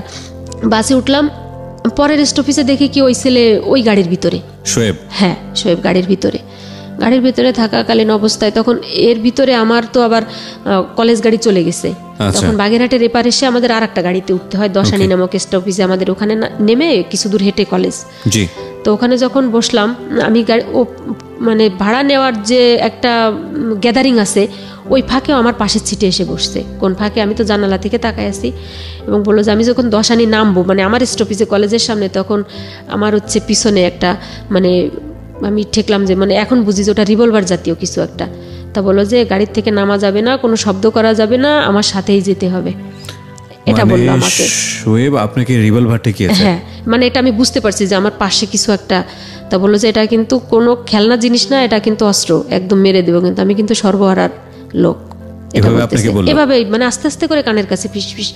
এখন তো ভাইয়া যেটা বুঝি, এখন যতটুকু বুঝি, তখন তো এগুলো কোনো কিছু মানে বুঝতাম না যে এইরকম জীবনটা গেছে একভাবে, কিন্তু এই এই খাতে তো কখনো পড়িনি। তখন আমি আর আপনি তখন কলেজ ড্রেস পরা, মানে কলেজে যাচ্ছেন? আমাদের কোনো কলেজের ড্রেস ছিল না তখন, মানে আলটিমেটলি কলেজে যাচ্ছেন? কলেজে যাচ্ছি, আমাদেরও আছে, মানে কলেজের এবং হিন্দু দ্বারা যাই হোক ধর্মে। তো আমি আর কোনো কথা বলছি না। সর্বহারা শব্দটার সঙ্গে পরিচয় ছিল? হ্যাঁ, সর্বহারার সাথে, কারণ ওইটার ব্যাপক মানে তাণ্ডব চলছিল তখন আমাদের এলাকাতে। যেমন ওই যে নামের যে ছিল ওখানকার তো ত্রাস ছিল, একদম ওপেনে দিনে দুপুর বেলায় মানুষ জবাই দিত এরকম। তো ওই শব্দটা শোনার পরে মূলত আমি আরো ভয় পেয়ে গেছি। এখন হচ্ছে ওই এই মানে এটা শোনার পরে তো আমি একেবারে, যে এটা অবশ্য ওরা যখন মুখ থেকে বলছে ওটা মেরে দিবে, কারণ এই ধারণা আছে, অভিজ্ঞতা আছে আমার ভিতরে, আমাদের ভিতরে। ওইখানে এলাকায় দেখি ডাকাতি হয়, সর্বহারাই বেশি এরকম করে। যাই হোক, কোথায় নামবো? খুলনাতে চলে, মানে একেবারে খুলনা রূপসা স্ট্যান্ডে গাড়ি থামলো। ওই সময়েই তখন ওই ছেলের কাছে আমি দেখলাম 2টা ফোন, 2 পকেট থেকে 2টা ফোন বের করলো। তখন আমি দেখলাম যে সনি এরিকসনের যে সেটগুলো আছে ওইটা, আর একটা হচ্ছে মটোরোলা এই সেট। তো ওর যে বন্ধু বান্ধবগুলো, ওখানে দেখলাম যে 10-12 জন আর কি রূপসা ঘাটে। আমার সাথে কোনো অশালীন আচরণ করতেছে না। নামার পরে বললো যে কোনো কথা না, যেটা বলি সেইটাই শোনো। তখন আমি বললাম কোথায় যাচ্ছি? বললো যে তোমার গার্জিয়ান আমাকে মদ দিছে, অতএব আমাকে তোমার আজকে বিয়ে করতে হবে। তো মদ দিয়েছে, সেটা বিয়ে করার এই সিস্টেম কেন? হ্যাঁ, তো আমি বললাম এরকম কেন? তা বললো যে এরকম কেন, এখন তোমাকে বললে তো তুমি আমার সাথে বিয়ে বসতে রাজি হবা না। আমি বলে কেন? যে আমি যে সর্বহারা তাতেই সমস্যা কি? মানুষ তো এখন আমি নিজেকে স্বাভাবিক করার চেষ্টা করতেছি, যে ওর সাথে কথা বলে যে এখন চিল্লাপাল্লা করলে তোমার মরা ছাড়া কোনো গতি না, অথবা আমার অন্য কোনো শারীরিক সমস্যা ওরা করবে, যেটা ওদের করার আমার কিছু থাকবে না। তো দেখি কথা বলে ওদের সাথে আমি মানে কনভিন্স করতে পারি কিনা। তো বললো যে তুমি আমার বাড়ির ঠিকানা নাও, যোগাযোগ করো, দেখো আমি ভালো না খারাপ, বা আমার বংশ খারাপ কিনা, কিন্তু হচ্ছে এটা বিয়ের পরে, হ্যাঁ বিয়ের আগে না। তো আমি বললাম যে আমি কাকে নিয়ে বিয়ে করবো, আমার তো এখানে কেউ নেই, আমি জানি তোমার খুলনাতে তোমার একটা ভাই আছে। মানে এই সমস্ত তথ্য সব হচ্ছে আমার ওই ভাবি ওকে দিয়ে দিছে। আচ্ছা। আর আমার চাচি চাচা এরা তো দিচ্ছে সহজ সরল মনে, তারা তো অলরেডি বুঝে গেছে যে মেয়ের সাথে তো এ ছেলে যোগাযোগ আছে, সম্পর্ক আছে, কখনো বাড়িতে আসে না। ও এবং আমাকে একটা জায়নামাজ নিয়ে আসছিল, একটা গিফট দেওয়ার জন্য, শবে বরাতের গিফট হিসেবে, সৌদির একটা বাইরের একটা জায়নামাজ। আচ্ছা। এটা তো এরকম মানে কিছু ভণ্ডামি আর কি। যাই হোক, এখন ওটা বলার পরে তো আমি বললাম যে হ্যাঁ, আমার খুলনাতে আমার একটা ফুফাতো ভাই আছে, ও বিয়ে করছে। আমার যে মেজো ফুফুটা আমাদের বাড়িতে ছিল, ওনার ছেলে বিয়ে করেছে খুলনা ফুলতলা, ওখানে ওর শ্বশুরের 2টা রাইস মিল খুব মানে প্রভাবশালী। তাই আমি বললাম হ্যাঁ ওখানে যাবো। তখন আমি একটা ভরসা পেলাম যে ওই পর্যন্ত যেতে পারলে আমি বেঁচে যাব। তা বলে চলো। আমি বলে আমি কখনো ওখানে যাইনি, আমি নাম জানি। তো বলে নাম জানলেই হবে, ঠিকানা বের করতে পারবো। তো নাম অনুযায়ী ঠিকানা বের করে ফেললাম, আমার ফুফাতো ভাইকে পেয়ে গেলাম। ভাইকে পেয়ে তো আমি তো সেই কান্নাকাটি, ভাই আমাকে বাঁচা, এই অবস্থা। আমরা আবার খুব মানে একই বয়সের, একই এজের আর কি, আমার সে ভাইটা আর আমি। আর তাছাড়া আমি একটা মামাতো বোন, ওদের আমার 3টা ফুফুর, আমি তো একাই আর কি। তো খুব আদর করতো। তো আমি বললাম এই অবস্থা, এই ছেলে এই অবস্থা, তাকে এতটুকু চিনি, এতটুকুই আমাকে এখন বিয়ে করার কথা বলে, দেখ ওর কাছে, ওর সাথে জোরে কথা বলিস না, ওর কাছে কিন্তু অস্ত্র আছে। আমাদের এই চ্যানেলটি এখনও একেবারে শিশু পর্যায়ে আছে। এটার জন্য যেটা করতে হবে, আপনাদের সবাইকে চ্যানেলটি সাবস্ক্রাইব করতে হবে, ভিডিওতে দেখতে হবে, শুনতে হবে, আর কিচ্ছু লাগবে না। এবং চ্যানেলটি এখন শিশু অবস্থায় রয়েছে, আপনাদের সবার কোঅপারেশন প্রয়োজন। আপনারা সবাই এখানে কন্ট্রিবিউট করুন, এবং আপনাদের প্রয়োজনেই এই চ্যানেল থেকে উপার্জিত অর্থ আপনাদের জন্য ব্যয় হবে। So I am giving you word guys, okay? কিচ্ছু করার দরকার নেই, পয়সা দিয়ে হেল্প করার দরকার নেই, শুধু ইউটিউবের সঙ্গে কানেক্ট থাকলেই হবে। সাবস্ক্রাইব করতে ভুলবেন না প্লিজ, ওকে? যেখানটায় আমরা ছিলাম, যে আপনি আপনার এক আত্মীয়র বাড়িতে গিয়েছেন এবং তাকে বলছেন যে তুমি ওকে নিয়ে বেশি কিছু করো না, কারণ ওর কাছে কিন্তু পিস্তল আছে। এই আত্মীয়টা কে ছিল আপনার? আমার ফুফাতো ভাই, মেজো ফুফুর ছেলে। হ্যাঁ, ওকে, ঠিক আছে। তো উনি ওখানে যেতে রাজি হলো কেন, শোয়েব?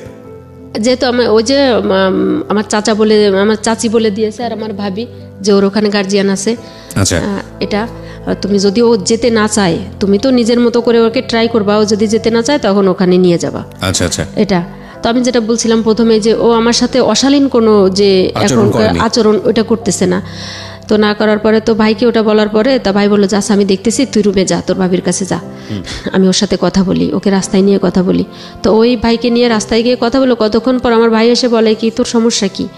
আমি তো খোঁজ নিলাম, ও তো ভালো বংশের ছেলে, ভালো ছেলে, চেহারা ভালো, সবাই কনভিন্স হয়ে যায়, মানে টোটালি ও যে কি করে সবাইকে কনভিন্স করতেছে ভাই। এটা ইন্টারেস্টিং ফ্যাক্ট হচ্ছে সবাই বোধহয় আপনাদের, আমি জানি না, আমি অনুমান করছি, এই যে দারিদ্রাবস্থা এটাকে মনে করতো যে না ঠিক আছে বিয়ে যদি হয়ে যায় তাহলে তো বেঁচেই গেল। আমি মনে করি যে এটাই হচ্ছে মূল একটা ঘটনা হতে পারে। আর তাছাড়া ও চেহারা ফেলে দেওয়ার মতো ছিল না, হ্যাঁ স্মার্ট ছিল, খুবই ভালো, এবং বংশমর্যাদা শোনাশুনির পরে বললো যে এটা যাই হোক।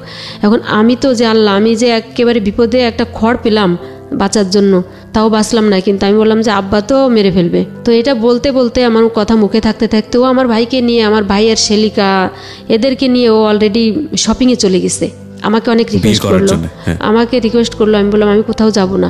তখন ও বলে গেল যে ভাবিকে যে ওকে দেখে রেখো যেন চলে না যায়, মানে কোথাও কিসের শপিং গেল আমি বুঝতেছি না, মানে ওদের কনভিন্স করার জন্য। ওদের পরে দেখি কতক্ষণ পরে খুলনা নিউ মার্কেট থেকে শপিং করে নিয়ে আসলো প্যান্ট, জুতা মুতা ইত্যাদি ইত্যাদি, আমার জন্য একটা বোরকার কাপড়, এরকম। এগুলো পাওয়ার পরে ওরা, আমার ভাইয়ের শ্বশুর, উনিও তো এখানকার একজন গণ্যমান্য ব্যক্তি, তো উনি বললেই আর কি বাসায় কাজী চলে আসলো। আমি তো সেই বাসায় ঢোকার সাথে সাথে কান্না করতেছি একভাব। তখন কাজী সাহেব বললো যে ওর গার্ডিয়ানকে। তখন আমার ভাবি বললো যে আমি ওর গার্ডিয়ান, আর সাথে আর একটা ছেলে, আর হচ্ছে ওর শোয়েবের পক্ষের গার্ডিয়ান হচ্ছে আমার ফুফাতো ভাই, মানে ও আমার লোকগুলোকে ওর করে নিয়েছে, মানে এত দূর আর কি ট্যালেন্টেড আর কি। এরকম করে যখন আর কি আমাকে সই করতে হলো, আমি সিগনেচার করার পরে আমার আর কিছু মনে নাই।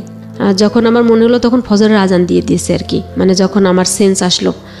আর আমি একা, তখন দেখলাম আমার ভাইয়ের শাশুড়ি, আমার ভাইয়ের বউ, একটা ডাক্তার, মানে নার্স আর কি, এরা আমার কাছে বসা। আমি নাকি অনেক অসুস্থ হয়ে গেছিলাম আর কি, সেন্সলেস হয়ে গেছিলাম। যাই মানে আমার একটা টেনশন কাজ করতেছে যে এত দরিদ্রতার ভিতরে আব্বা আমাকে এত কষ্ট করে, যে আমার আব্বা একটা তখনকার শিক্ষিত মানুষ, আমাকে রিক্সা চালিয়ে, আমার আব্বা যখন আমি যে ইন্টার পড়তাম বা অনার্সে যে ফার্স্ট ইয়ারে পড়ছি, এই যখন আমার বিয়ে হয় তখন আমি অনার্সের অলরেডি ফাইনাল পরীক্ষা দেওয়া হয়ে গেছে, মানে সেকেন্ড ইয়ারে ওঠার জন্য। তো আমার আব্বা বই কিনতে যেতেন, রিক্সা দাঁড় করায় রাখে বই যখন কিনতে যেত তখন রিক্সাওয়ালা ভেবে সবাই বলতো আপনি এই বই দিয়ে কী করবেন, আপনি বইয়ের নাম জানলেন কীভাবে। তো এখন এই নিয়েই আর কি আমার বেশি টেনশন হচ্ছে। কিন্তু ও পরের দিন ওখানে এক রাত থাকলো ওই ফুপুর বাড়িতে। তো আমি বললাম আমি বাড়ি যাব, আগে আমি বাড়িই যাব। তো বললো যে চলো বাড়ি যাই। তো আমি বললাম যে জবাই তো দেবে সবাইকেই ধরে আব্বা।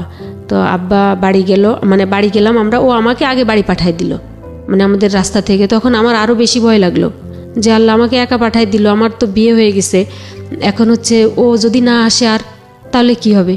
আবার আমি তো একা জানি না, আমার ফুফাতো ভাই জানে। এরকম কনফিউশন। বাড়ির ভিতরে ঢোকার পরে হচ্ছে দেখি 10-15 মিনিটের ভিতরে আর কি ও আমার পিছনে পিছনে আর কি ও আসে, কিন্তু ওইগুলো আমি দেখিনি। আসার পরে তো বললো যে, ওই ভাবিকে বললো যে ভাবি আমরা বিয়ে করছি। আমার মা তো ভাইয়া সেই যে দৃশ্য সেটা আমার জীবনে ভোলার না। সে মা একটা চিৎকার দিয়ে যে সেই গড়াগড়ি করে কান্না, সে কান্না পৃথিবীর আকাশ পাতাল ভারী করা কান্না। মা বললো যে তুই কি এটা কি করলি, যে আমাদের জীবন তো এখনো সেই কলার পাতায়। তো আমি একটা পরের ছেলে, আমি ওকে মানে কোথায় বসতে দিব, বা তোদের কোথায় রাখবো, বা তুই এখন বিয়ে করলি আমাদের সব কিছু অন্ধকার করে দিয়ে, যে আর তো আমাদের তো সেই ভিখারিই থাকা লাগবে, মানে তোরে নিয়ে কত স্বপ্ন ছিল। তো আমি আর কি করবো, আমি মায়ের কাছে মানে ভয়তে, আমি তো নিজের ভিতরে নিজের ভয়ে আমি বাঁচি না, কিন্তু মায়ের এই আর্তনাদগুলো মানে আমার আরও বেশি মানে কি বলা যায়, মানে কাতর করে দিচ্ছে। আমি মায়ের সামনে দাঁড়াতে পারতেছি না, যে মা বোধহয় আমাকে এখনই মেরে ফেলবে। তা আমার ফুপু অলরেডি তখন ওখানে আসে, তখন ফুপু বুঝাতে লাগলো। আমার চাচা চাচি তো সেই খুশি, তখন তারা মাকে বুঝালো। তখন মা শুধু বললো ও যেন আমার সামনে আসে না। আব্বা বাড়ি চলে আসলো। তো দেখলাম যে আব্বাকেও কনভিন্স করে ফেলছে। তো আব্বাকে কনভিন্স, কিন্তু আব্বা মাথায় হাত দিয়ে অনেকক্ষণ বসে থাকলাম। আমি আব্বাকে কখনো কাঁদতে দেখিনি ভাইয়া।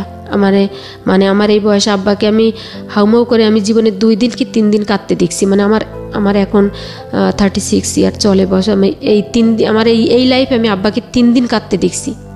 তো আব্বা মাথায় হাত দিয়ে মানে বসেই আছে, মানে মাথায় 2 হাত দিয়ে। আমি আর আব্বার কাছে আসছি না। বললো যে বাবা ভুল করছি, ওর দোষ না, ও এখনও আমাকে মেনে নিতে পারতেছে না, তা আপনারা আমার বাড়ির খোঁজ খবর নিয়ে দেখেন। তা বললো যে যাই হোক, যা হবার তা তো হলোই, দেখি এখন কি করা যায়। তো তুমি তো আমার সবকিছু দেখলা, জানলা, তুমি আমার এই সর্বনাশটা কেন করলা? তো আমার একটা ঘর নাই। তখন কি জানতে পেরেছে আপনার ফ্যামিলি সব মেম্বাররা যে ওরা সর্বহারা? না, ওটা কেউ জানে না, ওটা কেউ জানে না। ওটা শুধু আমি, ওই শব্দটা আমিই জানি। হ্যাঁ, এটা বলার। এবং তখন অলরেডি ও হচ্ছে ওয়ান্টেড। ওয়ান্টেড বলতে মানে পুলিশের জায়গা থেকে ওয়ান্টেড? তখন হ্যাঁ, পুলিশের জায়গা থেকে। এবং হচ্ছে যখন প্রথম বিএনপি সরকার যে চিরুনি অভিযান চালায়, আচ্ছা, যে তখন লিস্টেড যে থাকে, ও হচ্ছে সেই লিস্টেড আসামি ছিল। এবং ওর যে এই যে মানে বিয়ে করার এই মূল উদ্দেশ্যটা, ওর একটা শেল্টারের দরকার ছিল, যে এমন একটা জায়গায় একটা শেল্টার নিবে যে যেখানে ও থাকতে পারবে, মানে এরকম যে ওকে দেখবে না, কেউ ধরতে পারবে না, এলাকা ছাড়া বাইরে, এরকম। এই জন্য ওর এত মানে আগ্রহ যে আমাদের কিছু নেই, তারপরে তো বললো যে এরকম দুর্বল একটা জায়গায় আঘাত করলো, মানে আসলো যে যেখানে ওকে অ্যাভয়েড করার মতো ক্ষমতা কারো না থাকে, মানে এরকম মানে কুল ব্রেনের আর কি চিন্তা ভাবনা করে ও আগালো। পরে এভাবে চলছি। এখন আমি পড়াশোনা চালাচ্ছি, কিন্তু ওই ভাইয়ের ঘরের একটা পিছনের বারান্দার একটা রুমে ওখানে আমরা থাকতাম। আমাদের ঘরে তো থাকার জায়গা নেই। তো আমার ওই চাচাতো ভাইটা বাড়িতে আসলো। বাড়িতে আসার পরে, মানে সংক্ষেপেই বলি, ও আসার পরে ও আমাদেরকে মানে ওর ঘর থেকে নামাই দিল। মানে ওর ভিতরে আর একটা টেন্ডেন্সি ছিল, কি খুব খারাপ উদ্দেশ্য ছিল আমাকে নিয়ে, যে কোনো কালে ও চাচাতো, মানে আমার আব্বা তো খুব নিডি, তো যে কোনো সময় হয়তো আমি পড়াশুনো করতেছি, এরকম আমি বড় হয়েছি, তো ও যেখানে একটা প্রলোভন দেখায়, ও হয়তো আবার আমাকেও বিয়ের প্রস্তাব দিবে বা বলবে যে চাচা ওকে আমাকে দাও, মানে এরকমের একটা টেন্ডেন্সি। চাচাতো ভাই খুব বয়স্ক, মানে ও এরকম শয়তান কোয়ালিটির। কিন্তু এটা তো কখনোই বুঝতে পারতাম না, জীবনে কখনো কল্পনাও করিনি। ও যার কারণে ওই যখন দেখলো যে বাড়ি এসে আমার বিয়ে হয়ে গেছে, তখন হচ্ছে আমাদের ওর ঘর থেকে তো নামাই দিল। আর আব্বাকেও খুব ভাবে আপনাদের নামে দিল, মানে ওর ঘরেই মোটামুটি আশ্রয় ছিলেন আপনারা? হ্যাঁ, ওর ঘরের পিছনে বারান্দাটা থেকে বের করে দিল আপনাদেরকে? হ্যাঁ, পুরো ফ্যামিলিকে? মানে না, আমার বাবা মা তো পাশের ঘরে, ওই যে ছোট একটা দোচালা একটা কুড়ে ঘরের ভিতরে থাকে, তো ওখানে তো জামাই নিয়ে থাকা যাবে না। আর ও তো বেসিক্যালি আমাকে ওর বাড়িতে নেয়নি, ও তো আমার বাড়িতেই, আমার বাবার বাড়িতে। আচ্ছা, মানে শোয়েব? হ্যাঁ, শোয়েব। এখন তো ওখানে বললো যে আচ্ছা সমস্যা নাই। ও তখন করলো আমাদের বাজারে গেল, আমাদের ওখানকার বাজারে। হ্যাঁ, বাজারে যাওয়ার পরে হচ্ছে একটা টিনের দোকানে গেল। টিনের দোকানে গিয়ে হচ্ছে 2 বান টিন নিল। তা বললো যে আমি এই টিনটার টাকা আমি বিকেলে পৌঁছায় দিচ্ছি। টিনের দোকানিকেও কিভাবে, মানে আমি যেখানেই দেখতেছি ওকে, আমি তত অবাক হচ্ছে যে সবাইকে কেমন যেন সবকিছু, মানে কেউ ওকে দেখে না, চেনে না, কিছু না, অমনি ফট করে 2 বান টিন বাকি দিয়ে দিল। বললো যে ওই যে মানে চটা দিয়ে মোটামুটি 2 চাল করি আর বেড়া দিয়ে দিই, তো এভাবে আমরা সবাই থাকতে পারবো একটা ঘরের ভিতরে। ঘরের জায়গা তো আমাদেরই, যে ঘরের পরে কুড়ে ঘরটা ছিল আর কি, ওইটা চেঞ্জ করে ফেললো। আমি কিন্তু এত ঝড়ঝাপটার ভিতরে ভাই, আমি কিন্তু মানে পড়াশোনা বন্ধ দিচ্ছি না। তখন আপনি কিসের স্টুডেন্ট? আমি তখন অনার্স, এই যে সেকেন্ড ইয়ারে উঠে গেলাম। হ্যাঁ, কিন্তু আমি জীবনে আমার এই যে অনার্স সেকেন্ড ইয়ারের লাইফ এই পর্যন্ত ভাই, আমি জীবনে কোনোদিন নতুন বই কাকে বলে আমি বই পাইনি। ওই যে 6-7 যখন পড়ছি, তখন হচ্ছে আগে তো মনে করেন যে 6-এ একটা গ্রামার বই কিনলে ওটা দিয়ে এসএসসি পরীক্ষা দেওয়া যেত, একটা বই দিয়েই। তো আমি ওই যে 7-8 বছরের পুরনো যারা 7-এ পড়ে ফেলে রাখছে বই, ওইগুলা কিনতাম সেট ধরে 30, 40, 50, 60, 70, 80 এরকম টাকা, এরকম দিয়ে।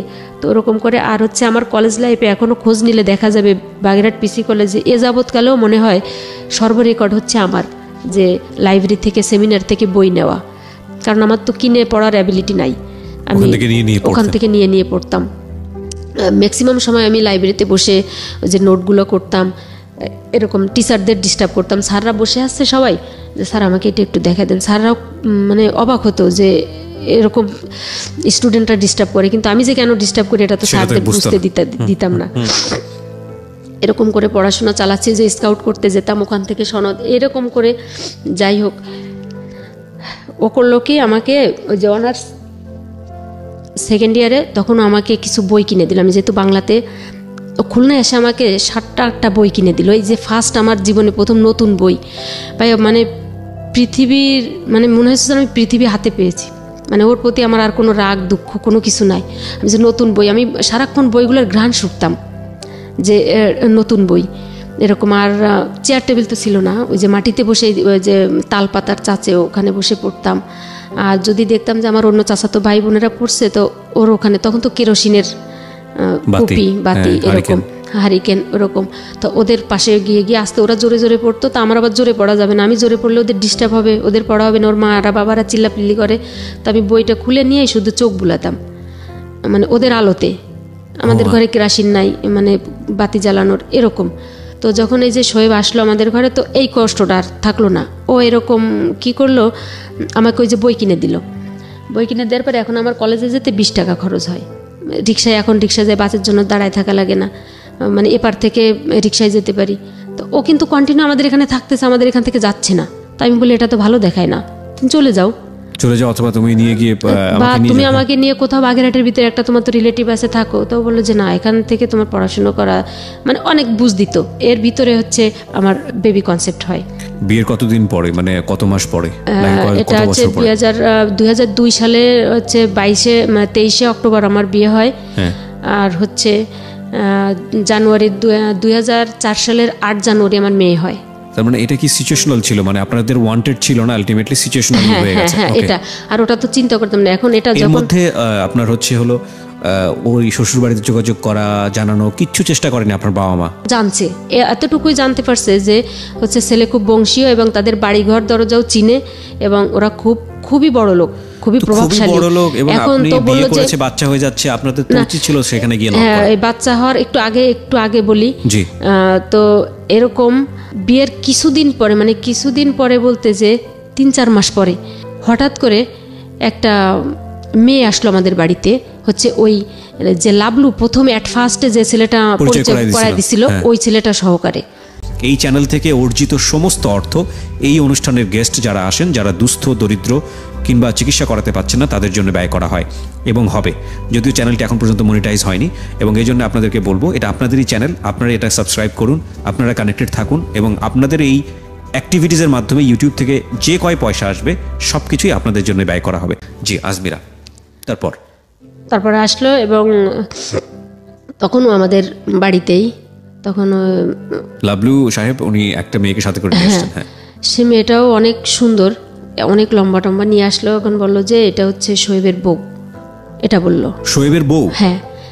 এখন শোয়েব তখন কোথায়? শোয়েব আমাদের ঘরে, আমি দেখলাম যে ঘরে, কিন্তু যখন ওই যে লোকজন হই হুল্লো করে, আর গ্রামে তো একটা কিছু হলেই লোকের জড়ো হয়ে যায় স্বাভাবিকভাবে। আর যেহেতু ওই বাড়ির, আর মূলত ভাইয়া যে কথাগুলো অনেক ছেড়ে গেছি, সেই কথাগুলো হচ্ছে যখন আমার বিয়ে হলো তখন গ্রামের সবাই খুব আশাহত। আর আমি গ্রামের ভিতরে হচ্ছে ওই যে বাল্য বিবাহ, তারপর হচ্ছে বহু বিবাহ, এগুলোর বিরুদ্ধে কথা বলতাম।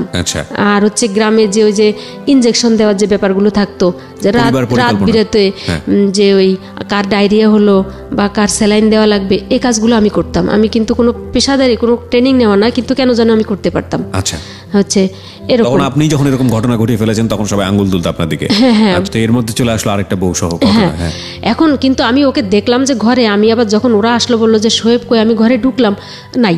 পরে দেখি যে লোকজন, ওরা তো সবাই রাস্তায় চলে গেছে, লোকটোক জড়ো করছে যে এই অবস্থায়। তো ওই মেয়েটা আমার সাথে যদি শান্ত স্বভাব, মানে সুস্থভাবে কথা বলতো আমার সাথে, সে আমার সাথে কোনো কথা বলেনি, বা আমি তাকে দেখতেও পাইনি, ওই যে শুধু এক নজর দেখেছি। তো রাস্তায় ওই লাবু নিয়ে চলে গেল, লাবলু। পরে কথা বললেন না মেয়েটার সঙ্গে? আমি তাকে দেখার কোনো সুযোগই আমাকে কেউ দিল না। মানে ও আমাদের বাড়ির ভিতরে মানে ঠিক 2 সেকেন্ডের ভিতরে একটা তাণ্ডব চালায় গেল। যেহেতু ওই হচ্ছে বোন সর্বহারা, যে মানে ওই যে মোস্ট, মানে এটা নাম বললেও অসুবিধা হবে না ভাইয়া, সেটা হচ্ছে হ্যাঁ, একেবারে উনাকে তো মেরে ফেলা হয়েছে।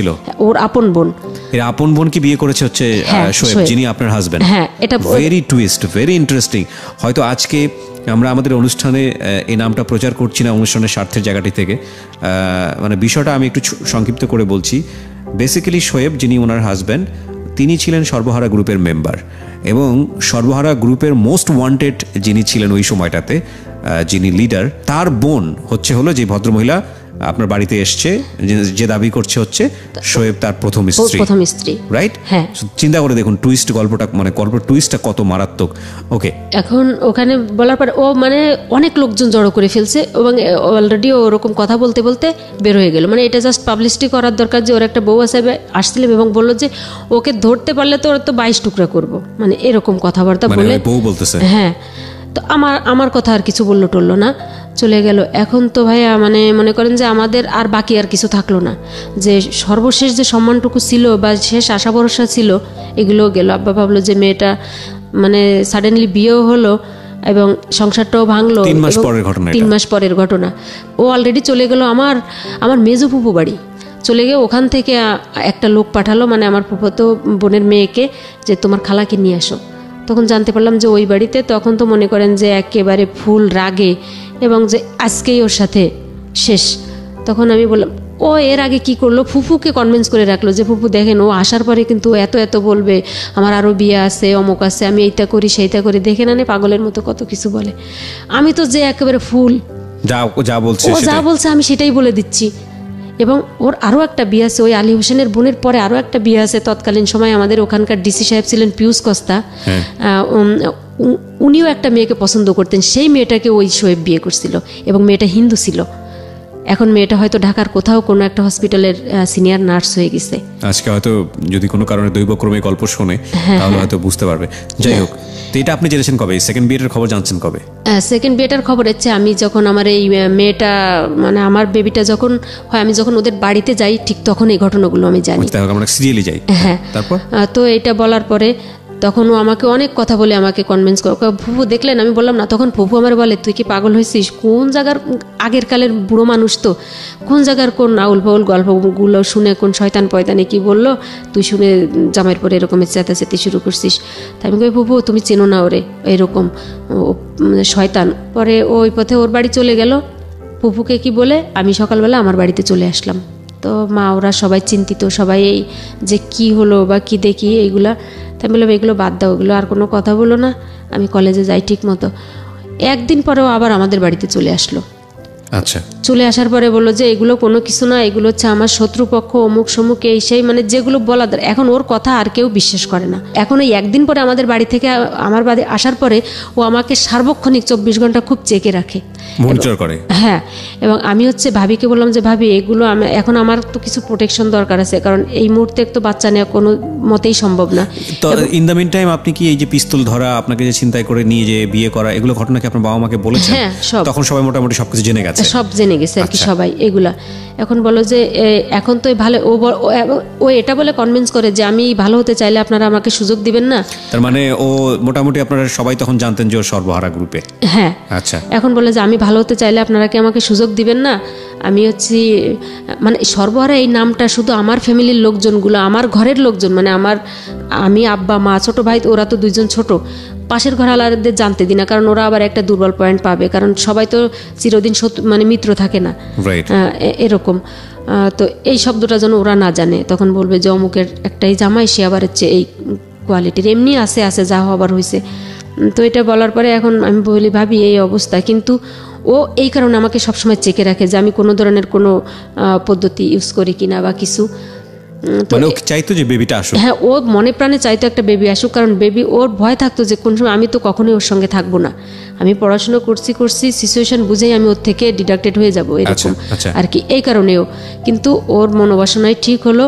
তো এরকম করে অলরেডি তখন হচ্ছে ওই যে সর্বহারার যে লিডার, উনি তখন প্রচুর সক্রিয়, এবং বোন যাওয়ার রিপোর্ট দেওয়ার পরে যে ও তো আর একটা বিয়ে করছে ভাইয়া, তখন ওকে মারতে আসলো আমাদের বাড়িতে, আমাদের এলাকার একজন লোককে নিয়ে আসলো।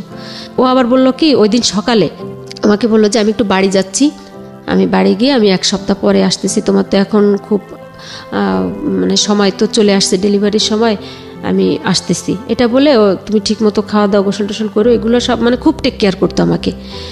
তো আমি ওই সময় আমার বই হাতে থাকতো, যে না জানি এরপরে কোনো সমস্যা হয় কিনা, আমার পরীক্ষা সামনে, ফাইনাল ইয়ারের পরীক্ষা অনার্সের।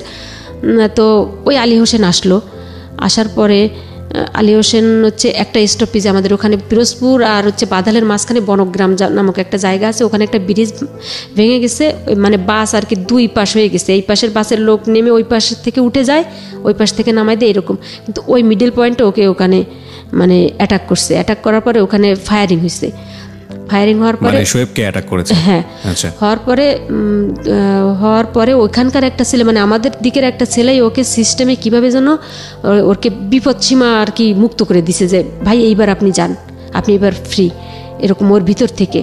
ও একদম দৌড়াতে দৌড়াতে আমাদের বাড়ি আসলো। আমি বললাম যে তুমি 1 সপ্তাহের কথা বলে গেলে এখনই চলে আসলা। তখন হচ্ছে আমার আব্বা আমারে হাতে পায়ে ধরে বলে যে এই অবস্থা, এখন ওর যে বাচ্চা, এটা তো আমার বংশধর, এখন ওরা যদি আসে তো ওকেও তো মেরে ফেলবে। তখন হচ্ছে সমস্যা, তাইলে এক কাজ করেন আমি ওকে নিয়ে চলে যাই। এখন মা বলে যে এই অবস্থায় মেয়ে আমি কোথায় দিয়ে পাঠাবো, তো লোকে কি বলবে? তখন বলেন যে আমার আম্মা অসুস্থ, ওকে দেখার চাইছে, মারা যাওয়ার মতো অবস্থা, এখনই নিয়ে যাচ্ছি ওকে। এটা বলে বাড়ির ভিতর সবাইকে ওটা বলা হলো। আমি তো সেই কান্নাকাটি যে বুঝছি যে এবার তো মরা ছাড়া নির্ঘাত আর কোনো গতি নাই, একটার পরে একটা দুর্যোগ। পরে আমরা আসলাম আমাদের বাজার থেকে, দুইজন দুই দিক হয়ে গেলাম। ও আমার আব্বাকে বলে কি যে আপনি আমাকে অন্য পথে আমার নামাই দেন এমন জায়গায় যে আমি ওই পথে আমার বাড়ি যাই, আর ওই পথে ওর খালা বাড়ি থাকুক, কালকে সকালে ওই পথে আমাদের বাড়ি যাবে, আমি ওইখান থেকে এসে ওকে ওই পথে নিয়ে যাব। এটা বলে দিল, চলে গেল। আমি আমার খালা বাড়িতে গেলাম। পরের দিন আব্বা ওকে রেখে আসলো আমার ছোট পুকুর বাড়ি থেকে, ওই পথে ওকে পাঠাই দিল। রাতে আব্বাকে একটা চিঠি লিখে দিল, বলে এটা নিয়ে আপনার মেয়েকে দিবেন, আপনি পড়েন না। আব্বা আবার ওটা নিয়ে রাতে আম্মার কাছে দিল। আম্মা আবার সকালে আমার খালা বাড়িতে গেল। এদিক তো বাড়ি থেকে সবাইকে বলে আসলাম যে আমি শ্বশুর বাড়ি যাচ্ছি, এরকম শাশুড়ি অসুস্থ, চলে যাচ্ছি। সবাই মেনেও নিল বিষয়টা। তো সবাই বললো যাক, এক কাজে দুই কাজই হলো, মেয়েটার শ্বশুর বাড়িও দেখা হলো, আর হচ্ছে এখন মানে স্বীকৃতিও যেটাকে বলে। সবাই তো বুঝতো কম বেশি যে হয়তো ছেলে একা একা বিয়ে করছে, এই জন্য বাড়ি থেকে কেউ মেনে নেয়নি, বাবা গরিব এই জন্য। তো এইবারই ভালো হলো। চিঠিতে দেখি লেখা মানে বেশ উল্টাপাল্টা, যে তুমি বাড়ি ফিরে যাও, এদিকে ঝামেলা একটু মিটছে, আমি আসতেছি তোমাদের বাড়ি। এখন বলেন কেমন মানে কি অবস্থা, মানে আমার বাড়ি ব্যাকে আসতে বলে। তখন আমি তো এখন আমি অনেকটা শক্ত হয়ে যাচ্ছি আস্তে আস্তে। কত সহ্য করবেন? আর সহ্য করার আর কোনো মানে পথ নেই। তো আমি বললাম যে আমি মরি বাসি, আমি হচ্ছে এখন তো আর বাবা মার সম্মান ডুবানো যায় না। আমারও তো একটা ইমেজ আছে, আমি শ্বশুর বাড়ি যাচ্ছি, আমি একদিন পরে। তখন কত? বেবি তখন হয়নি, মানে আর 18 দিন ওদের বাড়িতে যাওয়ার ওই দিনের 18 দিন পরে বেবি ডেলিভারি হয়েছে। তার মানে চিন্তা করেন অবস্থা কতটা ক্রুশিয়াল স্টেজে ছিল সেই সময়তে বেবি। আর আমার পায়ে পানি চলে আসছিল, মানে অনেক ক্রিটিক্যাল অবস্থা, করাটাই ডিফিকাল্ট, একেবারে ডিফিকাল্ট। তো এখন আমি বললাম যে মা আমি যাচ্ছি মঠবাড়িয়া, মানে নাম তো জানি, ওরা তো নামি দামি বংশ। আমি ওখানে নেমে সব তো গল্প বলতো, মানে গল্পে গল্পে নামে নামে সব কিছুই চিনলাম, মানে চিনতাম এটা। তো আমি যাই। তখন বলো যে তুই একা যাবি, আমার কাছে 2টা কাপড়ের ব্যাগ, একটা জুতার ব্যাগ, এরকম। তো এখন আমার একটা খালা ছিল, তা বলে যে তুই একটু আগায় দিয়ে আসো রে। আমি তো মা আমি কোথায় যাব, কোথায় কি চিনবো? তাই আমি বলি মা তোমার যাওয়ার দরকার নেই, খালা তুমি যাবে আমার সাথে। তো মা বললো কি তুই ওর একটু নিয়ে যা। তো দেখেন ভাইয়া আমার খালা কি করলো, মঠবাড়িয়া যে স্ট্যান্ডে ওখানে আমাকে রেখেই বাসের থেকে আমি নামলাম ব্যাগগুলো নিয়ে, 3-4টা ব্যাগ। আর ওদিকে রাস্তাঘাট প্রচুর খারাপ, মনে করেন যে পিছনের যাত্রীগুলা যে যখন গাড়িটা ঝাঁকি দেয় তখন হচ্ছে ছাদের সাথে মাথা ঠেকে যায়, এরকম অবস্থা। কিন্তু আমাকে ওই যে সুপারভাইজার একদম গাড়ির সামনের একটা সিট আছে, মানে আমি তো বোরকা পরা, তারপরে খুবই অসুস্থ, মোটা, মানে আজ করতে পারছে যে উনি মহিলা এরকম অসুস্থ। তো ড্রাইভারকে বললো যে ওস্তাদ একটু আস্তে আস্তে চালান, রোগী কিন্তু। তো যথেষ্ট মানে খুব আস্তে আস্তে মানে গাড়ি চললো, অনেক দয়া করলে, যে আল্লাহর দয়া শুরু হলো আর কি। যাই হোক, আমি নামার পরে আমার খালা ওই গাড়িতেই থাকলো, উনি ওখান থেকে নামলো, নামার পরে ব্যাগগুলো রাস্তার পাশে সাইড করে রানিং আর একটা গাড়ি আসতেছে, বলে আমার আবার রাত হয়ে যাবে, আমার আবার ফেরা লাগবে, তুই একা যা, আমি চলে যাই। ভাই পৃথিবীতে মানুষ অসহায় হয়, ওরকম অসহায়, মানে ওই একদিন অসহায় হয়ে গেলাম আমি। ওই যে আমার অসহায়ত্ব শুরু, আমি চারিদিকে অন্ধকার দেখতেছি, যে আমার তো আর পরিচিত এখানে কেউ নেই, আমার এই অবস্থা। সারাদিন ওই দিন সকালে খালার বাসা থেকে শুধু 1 গ্লাস পানি খাইছি, এরপরে আর কোনো কিছু খাওয়া না। আর তো শরীরের তো এই অবস্থা। আর আমার ওই বুকের খাঁচায় ব্যথা ছিল, প্রচুর ব্যথা উঠতো রাতে বা দুপুরের দিকে। তো এই ব্যথায় আমার ওই ব্যথা আর মনে নাই। তো একটা রিক্সাওয়ালাকে বললাম যে তুমি কি অমুক বাড়ি চিনো? তা বললে অমুক বাড়ি, হ্যাঁ চিনি। তাই বলে ভাই তুমি কি একটু যাবে আমার সাথে? তখন ওখান থেকে 5 টাকা হচ্ছে ওদের ওই রিক্সা স্ট্যান্ড পর্যন্ত ভাড়া, ওখান থেকে হচ্ছে আবার মনে করেন যে 2 কিলোর মতো কাঁচা রাস্তা হেঁটে যাওয়া লাগে ওদের বাড়ি। এর ভিতরে আবার হচ্ছে সাঁকো আছে 2-3টা।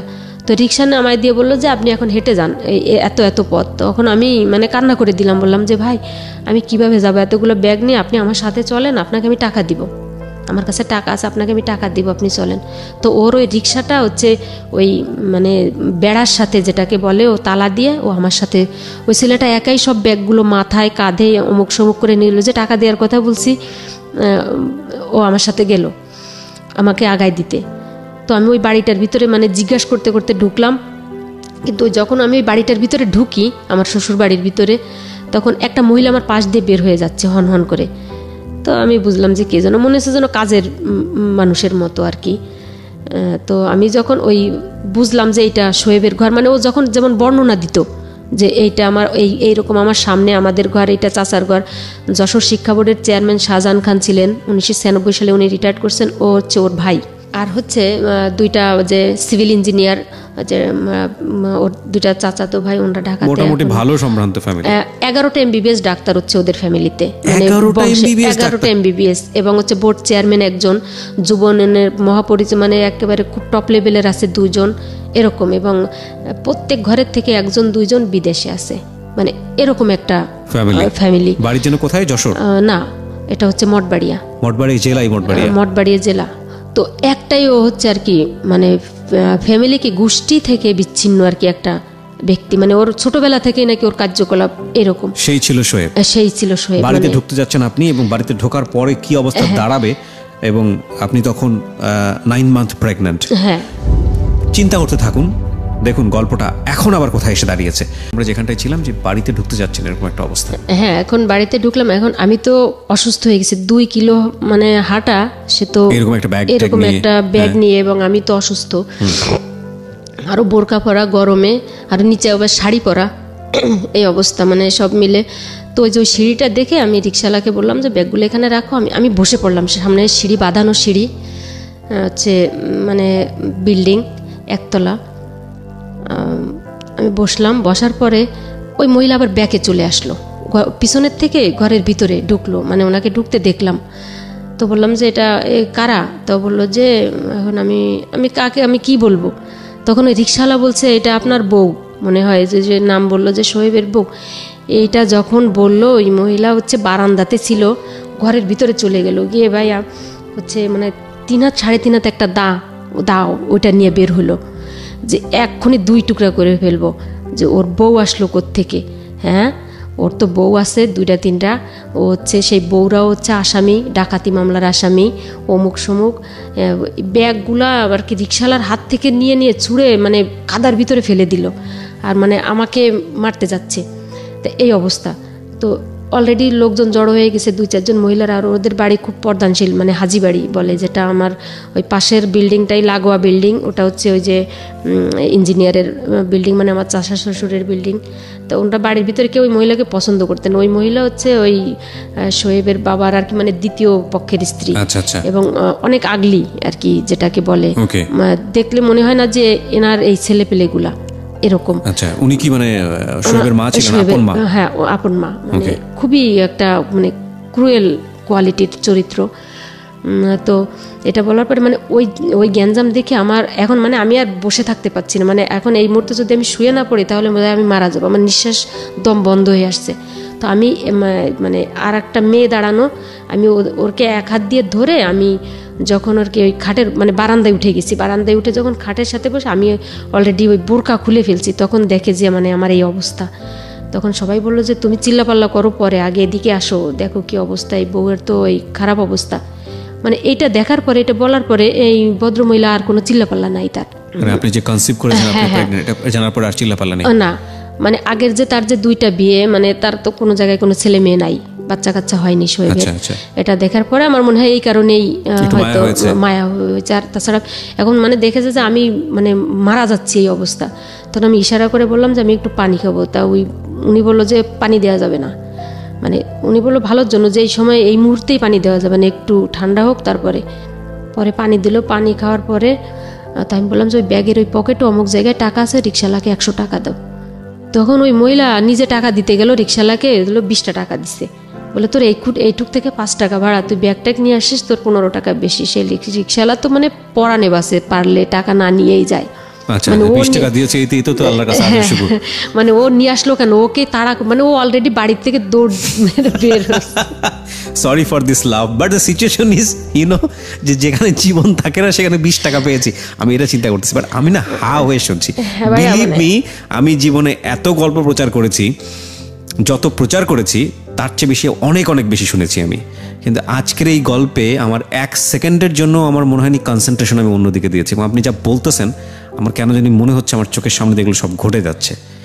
চিন্তা করেন অবস্থা, মানে একটা মানুষের জীবনে ভয়াবহ। আজকে মানে কোনো সন্দেহাতীতভাবেই বলি যে এই গল্পগুলো আমি জানি অনেক কষ্ট পাওয়া মানুষগুলো শোনেন, কিন্তু একটু শুনে দেখেন তো যে এই ভদ্র মহিলার চেয়েও কি আপনার জীবনে কষ্ট বেশি বা বৈচিত্র্য বেশি?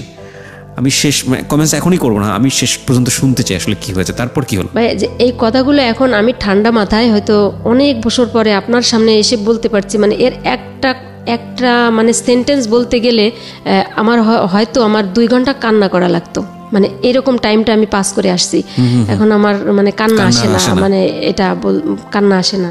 রাতে এখন কি করলাম, ওদের ঘরের ভিতরে আমাকে ঘুমাতে দিল একটা খাট, সেটা হচ্ছে সেই খাটের পরে উঠতে গেলে 2টা চৌকির পরে পাড়া দিয়ে উঠতে হয়, মানে এত উঁচা।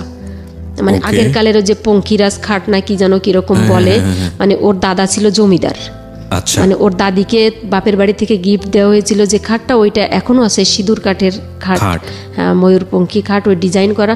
তো মনে করেন যে আমার মাজা সমান তার পয়া কেটে ফেলছে, এখনো সে অতখানি লম্বা ওই খাটটা। যাই হোক, তো ওই খাটটার পরে আমাকে একটা বিশ্রী অবস্থা। তো আমি শুয়ে আছি, এখন শুয়ে থাকার পরে এখন উঠলো কতক্ষণ, বলো যে আপনি ওই যে আমার ননদরা বললো যে একটু আসেন খেয়ে নেন একটু। শোয়েব কিন্তু আর নাই, ওর কোনো ঠিকানা মিকানা কিচ্ছু জানি না কোথায় আছে। আমি কিন্তু একা যে জিদ করে চলে আসছি, যে পরে আমি যখন গেলাম খেতে, তখন ওই যে পিছনে ওদের ডাইনিং টেবিলে খেতে দিল, তখন আমি ভাতটা দেখে আমি খুব খুশি হলাম। আর আমার প্রচুর খাওয়া ছিল তখন, মানে খুব খাওয়া, দুজন মানুষের খাবার, হ্যাঁ এত পরিমাণ খাওয়া, মানে অল্প ভাত দেখলাম আর কান্না চাপতো যে এই ভাতগুলোতে আমার হবে না, আমার আরো লাগবে। আর মায়ের কাছে থাকা তো একটা অস্বাভাবিক ব্যাপার, আরো মা কখন খাবো এটার জন্য ট্রাই করতো যে আর একটু খাক। কিন্তু এখন দেখলাম যে প্লেটে একটু ভাত দিছে একটা ডিম ভাজা। তো আমি এইভাবে বর্ণনা দিচ্ছি এ কারণে যে আমি যখন ভাতটা হচ্ছে আমি মানে এক জায়গায় করলাম, মানে হাত কাঁচানি দিয়ে দেখলাম যে প্লেটটা মাঝখান থেকে ফাটা, এরকম একটা ভাঙা একটা প্লেটে আমাকে খেতে দিছে। তো ওটা দেখে ভাই আমার এমন কষ্ট, এমন দুঃখ লাগলো যে বলার মতো না, যে এত প্লেট দেখতেছি শোকেজের ভিতরে, এরা খাচ্ছে, অথচ আমাকে একটা কি বলে ভাঙা একটা প্লেট আমাকে খেতে দিল, আমি কি এতই নগণ্য? তো আমি একটা অজুহাত দিলাম, আমি বললাম যে আমার খুব পেটে ব্যথা করছে, আমি এখন আর খাবো না। মানে আমি একটা ভাতও মুখে দেইনি আর কি, আমি উঠে আসলাম ওইটা দেখে, ওই প্লেটটা আমি ওদের বুঝতে দিলাম না যে আমি ভাঙা প্লেটের জন্য খেলাম না আর কি। আমি তখন মনে প্রাণে চাইছি যে আমার যে বাচ্চাটা আসুক, এটা যেন জীবিত না আসে পৃথিবীতে, ভাইয়া আমি এটা চাইতাম। This is the hardest and cruelest reality, প্রিয় শ্রোতা। এই জন্যই আমরা বলি যে নাটক উপন্যাসে যা হয় বাস্তবতা তার থেকে 100 কোটি গুণ ভিন্ন।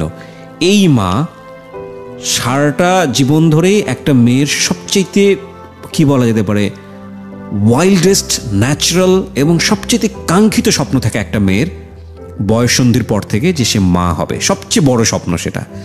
সে যে সিচুয়েশনেই বাচ্চাটা পৃথিবীতে আসুক না কেন, এই ভদ্রমহিলার উনি নিশ্চয়ই বাচ্চাটাকে নিয়ে স্বপ্ন দেখেছেন, উনি নিশ্চয়ই যেভাবেই হোক না কেন বাচ্চাটাকে সেভ করার চেষ্টা করেছেন। এবং আমি মানে বলার অপেক্ষা রাখে না, এত কষ্টের পরেও মানে যেভাবেই হোক না কেন মা যদি জানতে পারে এটা, যে তার সন্তান পৃথিবীতে আসতে হলে তাকে মরে যেতে হবে, আমার মনে হয় না যে যদি সত্যিকারের মা হয় যে কোনোভাবেই নিজের জীবনটা সেভ করতে চাইবে, যে না আমি মরে যাই কিন্তু আমার বাচ্চাটা যেন বেঁচে থাকে। কিন্তু সমাজ কিংবা পারিপার্শ্বিক অবস্থা কখনো কখনো আমাদেরকে এত ক্রুয়েস্ট রিয়েলিটির সামনে দাঁড় করিয়ে দেয় যে যখন অনাগত সন্তান হয়তো 10-15 দিন পরেই পৃথিবীতে আসবে, আমরা মনে প্রাণে চাই যে আমার সন্তানটি যেন বেঁচে না থাকে। So this is the hardest reality. মানে আমার এই অনুষ্ঠানটা আজকে আমি জীবন গল্পের 3য় পর্বে আমি খেয়ে হারিয়ে ফেলছি, টু বি অনেস্ট। বলুন তারপর কি হলো? তখন অলরেডি ওর গল্পগুলো তো শুনে ফেললাম, তখন আমি ভাবলাম যে ভাইয়া মানে এই বাচ্চাটা যেন পৃথিবী, মানে আমার জীবন তো গেছে, আর এই বাচ্চাটাকে আমি মানুষ করতে পারবো না, আমি মুক্তি চাই এই জীবন থেকে, মানে এই বাচ্চাটা যেন পৃথিবীতে জীবিত না আসে, ও যেন মারা যায়। এরকম আবার একা কান্না করতাম। এটা হচ্ছে যাই হোক না কেন, ওর যতগুলো বউ থাকুক না কেন, আমি তো অলমোস্ট ওই বাড়িতে নতুন বউ।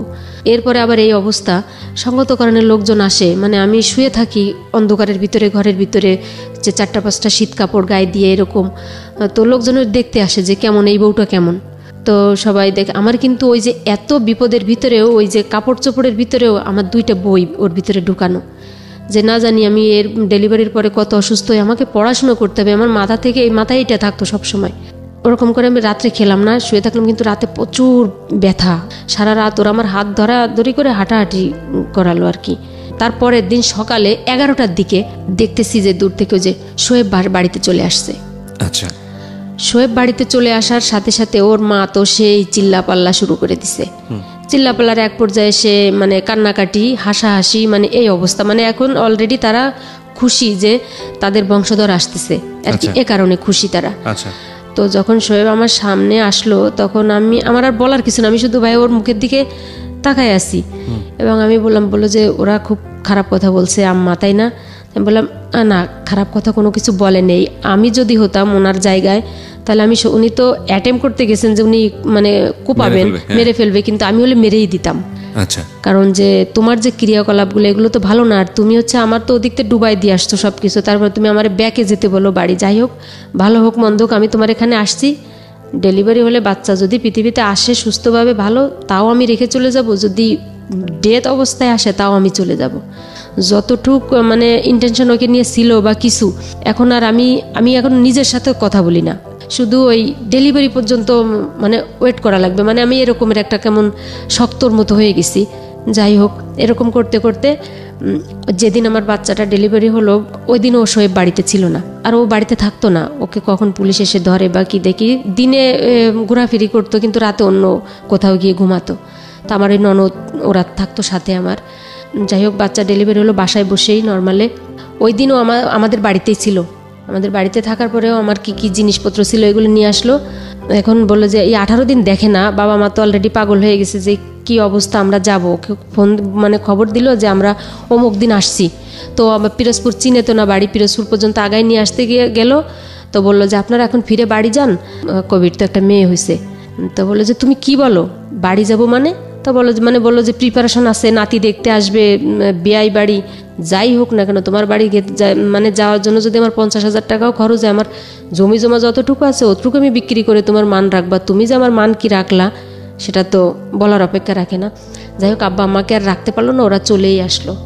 তারা হচ্ছে 5,000 টাকা খরচ করে মানে প্রায় 15 কেজি মিষ্টি, কমলা, আপেল ইত্যাদি ইত্যাদি, মানে অল এভরিথিং এগুলো নিয়ে, মানে যাতে তারা বুঝতে না পারে যে ওর শ্বশুরবাড়ি খুব গরিব নিডি। আসলো। আসার পরে তো সেই কান্নাকাটি, আমারা একদিন মানে আসতে আসতে দুপুর হয়ে গেল, রাত থাকলো, সকালে চলে গেল। কিন্তু আমি তো ওই দিন থেকেই আমি অসুস্থ। দেখ, সে অনেক গল্প, অনেক কথা। আমি ওই টোটালি মেয়ের বয়স 56 দিন পর্যন্ত আর কি ওই বাড়িতেই ছিলাম। পরে আমার বাড়িতে ডাক্তার দেখার সুবিধার্থে চলে আসলাম। চলে আসার পরে আমি আমার এখানেই থাকি, কিন্তু ও হচ্ছে এইবার বললো কি যে তখন মেয়েটা কোথায়? মেয়েটা আমার কাছেই। আচ্ছা, মেয়েটাকে নিয়ে আপনি চলে আসলেন? হ্যাঁ, ওটাকে কি আর রাখা যায়? বাচ্চা তো এখন সবকিছু ভুলে গেছি ওকে দেখার পরে। বয়স কত এখন? ও এখন এবার 7-এ ফাইনাল দিচ্ছে। মানে ও গল্পটা শুনছে? ওকে জানে আজকে আপনি যা এগুলো বলছেন এখানে? হ্যাঁ, এত ইন ডিটেল জানে নাকি আজকেই প্রথম সবকিছু জানছে? না, ওর এখন আমার মেয়েটা যে কিভাবে ওকে নিয়ে আসলে আপনি দেখতে পারতেন যে আল্লাহ আমাকে একটা লক্ষ্মী দিছে। বাহ, ঠিক আছে, আমরা সামনে দিকে আগাই। তারপর এখন ওইটা নিয়ে আসলাম। নিয়ে আসার পরে আমি আবার পড়াশোনা শুরু করে দিলাম। আমি তো অসুস্থ, ওর ভিতরে শুয়ে শুয়ে যে আমাকে পড়তে, কারণ আমি বুঝে গেছি যে এর সাথে আমার আর কোনো ফিউচার নাই। যার পরে তখন ও বললো কি যে এখন তো আমার বেবিটার ইতিমধ্যে 6 মাস। কোনো বউ পেয়েছিলেন নাকি? না, কোনো বউ পাননি? বিয়ে শাদী করেছেন সেটা জানতেন? হয়, সব আছে, কিন্তু সব ওই মানে একা একাই চলে যায়, কারণ কেউ থাকে না আসলে, কারণ ওই তো থাকে না এই আর কি। তারপরে হচ্ছে ওই বেবিটার বয়স 6 মাস হলো, মুখে ভাত দিলাম অনুষ্ঠান করে আমার বাড়িতেই, আমার বাবার সাধ্য মতো। কারণ আমাদের তখন হচ্ছে চাল কেনা লাগে না, ঘের মাছ আছে, নারকেল সুপারি টুকটাক যেগুলো হয় এগুলো দিয়ে বাজার হয় মোটামুটি করে গ্রামের ভিতরে যেভাবে হয়, তাও 200-250 লোকের অ্যারেঞ্জমেন্ট করে আনুষ্ঠানিকভাবে আমার বাচ্চার মুখে ভাত দিলাম। ভাত দেওয়ার পরে ও বললো কি যে এখন তো কিছু করা লাগে, মানে ওর বড় ভাই যেটা, সে বললো যে ওকে তাহলে ঢাকাতে দিয়ে পাঠাও, আমরা ক্লিনিক করছি বাবার জায়গা বিক্রি করে, তো আসুক এখানে। বললাম ভালো, দেখো এবার লাইফ ঠিক হয় কিনা, তুমি চলে যাও। দিয়ে পাঠালো। তখন অলরেডি আমার অনার্স পরীক্ষা শুরু হয়ে গেল, ফাইনাল ইয়ারের। আমি পরীক্ষা দিচ্ছি, ও যাওয়ার পরে 1 মাসের ভিতরে 3 বার বাড়িতে আসলো, বাচ্চা রেখে আর ও থাকতে পারছে না। তো বললো যে পরীক্ষাটা হোক তার নিয়ে যাব। তখন আমার ওই বড় ভাসুর যা বলে, ওর বড় ভাই বললো যে আমার শাশুড়িকে যে তোমার ছেলে বউ ঢাকায় নিয়ে আসো, কারণ এই ক্লিনিক রেখে নতুন ব্যবসা রেখে এরকম বারে বারে যাওয়া এটা ব্যবসার জন্য ক্ষতিকারক। তা বললো যে বউর তো পরীক্ষা দিক, তারপরে যাক। এখন ভাইয়া ওই যে পরীক্ষা তো হলো মানে মাসব্যাপী 1.5 মাস বসে পরীক্ষা হলো, কম্প্রিহেনসিভ টোটালি 1.5 মাস লাগলো। তো আমি বললাম যে আজকে তোমার পরীক্ষা শেষ, ও চলে আসলো। তো আমি বললাম তাহলে চলো আমরা কালকে ঢাকায় যাই। এখন সে আমাকে আর ঢাকায় নিবে না, তা বলো তুমি এখানে থাকো, তোমার রেজাল্ট দিবে, তুমি মাস্টার্সে এখানে পড়বা। মানে এর ভিতরে অলরেডি ও আর একটা বিয়ে করে ফেলছে ঢাকাতেই। তখন এখন দেখি ওর মানে আচরণে পরিবর্তন, আমাকে নিবে না। আমার এত দিনের স্বপ্ন, আমার আব্বা বলছে যে আমার মেয়ে পড়াশোনা করবে, এখানে থাকলো, এত কিছু কাহিনী হলো, ও এখন আমাকে ঢাকায় নিতে চাচ্ছে না। তাই আমি বললাম কেন, তুমি কি আর একটা বিয়ে টিয়ে করছো নাকি কোথাও যে আমাকে নিতে তোমার অসুবিধা? টোটালি সে আনবেই না আমাকে। এক পর্যায়ে সেই রাতে মানে এই যে ফার্স্ট এই যে 3.5 বছর ওই অবধি হয় আর কি ওর সাথে আমার থাকা, আমাকেও কখনো টর্চার করেনি, মানে কখনো আমাকে গায়ে হাত তুলিনি, এগুলো কখনো করেনি। তো এখানে আমার একটা এমন জোরে একটা থাপ্পড় দিল, আমার একটা কানের দুল একবার ভেঙে কানের ভিতরে ঢুকে গেল। যে আমি যাওয়ার কথা কেন বললাম, যে আমার সে লোক কখনো আমাকে জোরে কথা বলে না, তো আজকে আমাকে গায়ে হাত তুললো, নিশ্চয়ই এর ভিতরে ঢাকার ভিতরে কোনো কাহিনী আছে, ঢাকা তো আমি যাবই। তো আমি করলাম কি ওই রাতেই আমার বাচ্চাটাকে নিয়ে আমি আমার ঘর থেকে বের হয়ে গেলাম, মেয়েটাকে কোলে নিয়ে আমার একটা খালা বাড়ি এসে থাকলাম। ও কিন্তু আমাদের বাড়িতেই, ও সকালে চলে যাবে। আমার চিন্তাভাবনা কি, আমি সকালে ও ঢাকায় যাওয়ার আগে আমি ঢাকায় যাব, অন্তত আমার ভাসুরের একটা কার্ড আছে আমার কাছে যে আমি ঢাকায় যাব। যাই হোক, এক পর্যায়ে সবাই বললো যে তাহলে ওর চেতাচেতি তো যুক্তি আছে, তা তুমি এখন ওকে নিবে না, কারণ এখন ওখানে কি করবে? তুমি ওকে পার্মানেন্টভাবে না নিতে পারো, তুমি বেড়ানোর জন্য ওতে নিতে পারো, যে তোর পরীক্ষা হয়ে গেছে, একটু রিক্রিয়েশনের দরকার আছে, নিয়ে যাও। তো সবাই যখন বললো যে সবার জবাবদিহিতা দেওয়া লাগে, তাও বললো যে চলুক বলে মোটামুটি আমার ওই বাড়িতে একটা কোনো টুকরা মানে কিছু নাই, কাপড় চোপড় এভরিথিং সব কিছু নিয়ে আমরা চলে আসলাম ঢাকাতে। আসলাম আমার ওই ওর বড় ভাইয়ের বাসায়। তো যাই হোক 13 দিন ছিলাম ওই বাসাতে। এই 13 দিনের ভিতরে ও একদিন ওই বাসাতে আসেনি, থাকেনি আমাদের সাথে, ওই ক্লিনিকেই থাকে। রাতে নাকি ওর ক্লিনিকে থাকা লাগে, কিন্তু ও রাতে ওই ক্লিনিকে থাকার নাম করে ও ওই মহিলার কাছেই থাকে। যাই হোক, পরে ওর ভাই করলো কি বাসা চেঞ্জ করে দিল, আমাদের ওই পুরনো বাসায় রেখে 30 তারিখে বা 1 তারিখে ঢাকা। তখন তো আমি বুঝতাম না যে বাসা ভাড়া কাকে বলে, ওই যে গ্যাস বিল, কারেন্ট বিল, এগুলো সম্পর্কে কোনো ধারণা নাই। তাও 1 তারিখে নাকি বাসা ছাড়তে হয়। তো ওরা আমাদের 29 তারিখে বাসা ছেড়ে চলে গেল। আমাদের 2 মা বেটিকে ওই বাসার ভিতরে রেখে সব মালামাল বের করে ফ্ল্যাটের ভিতরে, 5তলা ফ্ল্যাট, 5তলার পরে একটা রুমের ভিতরে বললো যে শোয়েব আসতেছে, তোমরা এখানে থাকো। ওরা সবাই চলে গেল আমাদের রেখে। আর একটা পাতিলে অল্প একটু ভাত আর একটা আলু সিদ্ধ এটা রেখে সবাই চলে গেল। তো শোয়েবকে এটা ক্লিনিকে গিয়ে বলে যে আমরা ওদের রেখে চলে আসছি, আমরা বাসা ভাড়া, তুই বাসা দেখে আর কি এখন নিজের মতো করে থাক। ওই ফাঁকা ঘরের ভিতরে ওই রাতটাতে এখন থাকা লাগবে, একদিনে কোথায় বাসা পাবে? আর ওকে কেই বা বাসা ভাড়া দিবে? কোনো ফার্নিচার নাই, টোটালি কোনো কিছু নাই। একটা ব্যাগেজে একটা বাচ্চা নিয়ে কি করা, টাকা পয়সারও দরকার আছে। ভাইয়ের সাথে আর কি ওর অলরেডি জ্ঞানজাম হয়েছে, এটা আমি জানি না, এই কারণে ওর ভাই এই ডিসিশনটা নিতে বাধ্য হয়েছে আর কি, কারণ ওর তোর ক্যারেক্টার ভালো না এ কারণে। তো ওই রাতে আমরা ক্লিনিকে গেলাম, ওই যে ক্লিনিকে যে ডায়াগনস্টিক অ্যান্ড ক্লিনিক যে 11:30 ছিল মিরপুর, ওখানে। তো ওই রাতে বাচ্চাটাকে নিয়ে আমরা 3 জনে ওই যে কি বলে রিসিপশনের যে রুমটাতে এরকম কার্পেট বিছানো, ওখানে একটা কাঁথা বিছিয়ে, কিন্তু আমাকে আলট্রাসোনোগ্রাম রুমে যেতে দিচ্ছে না। আমি তো দেখিনি কখনো এগুলো, শহরের পরে ব্যাপার সব আমি একটু দেখি, কোথাও যে এখানে থাকো এরকম। তখন বুঝি যে ওই মহিলা আবার আসছিল কিনা রাতে, এ কারণে কি আমাকে যেতে ওখানে নিষেধ করলো কিনা।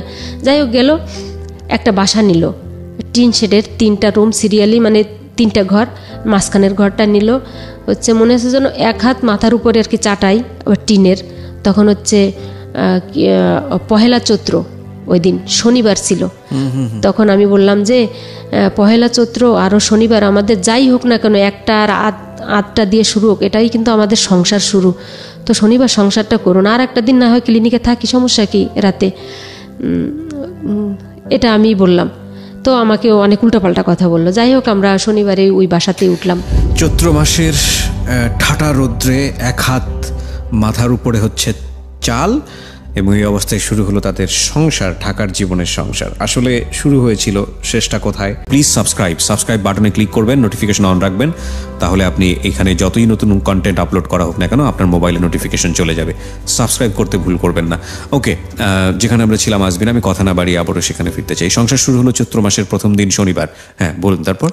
যাই হোক, ওখানে অনেক ঘটনা, যেহেতু আমি ছেড়ে যাচ্ছি তো 1 মাস পর্যন্ত ছিলাম, এর ভিতরে আমার অনার্সের রেজাল্ট দিয়ে দিল এটা, এবং আমি বাড়ির সাথে যোগাযোগ রাখতে পারছি না।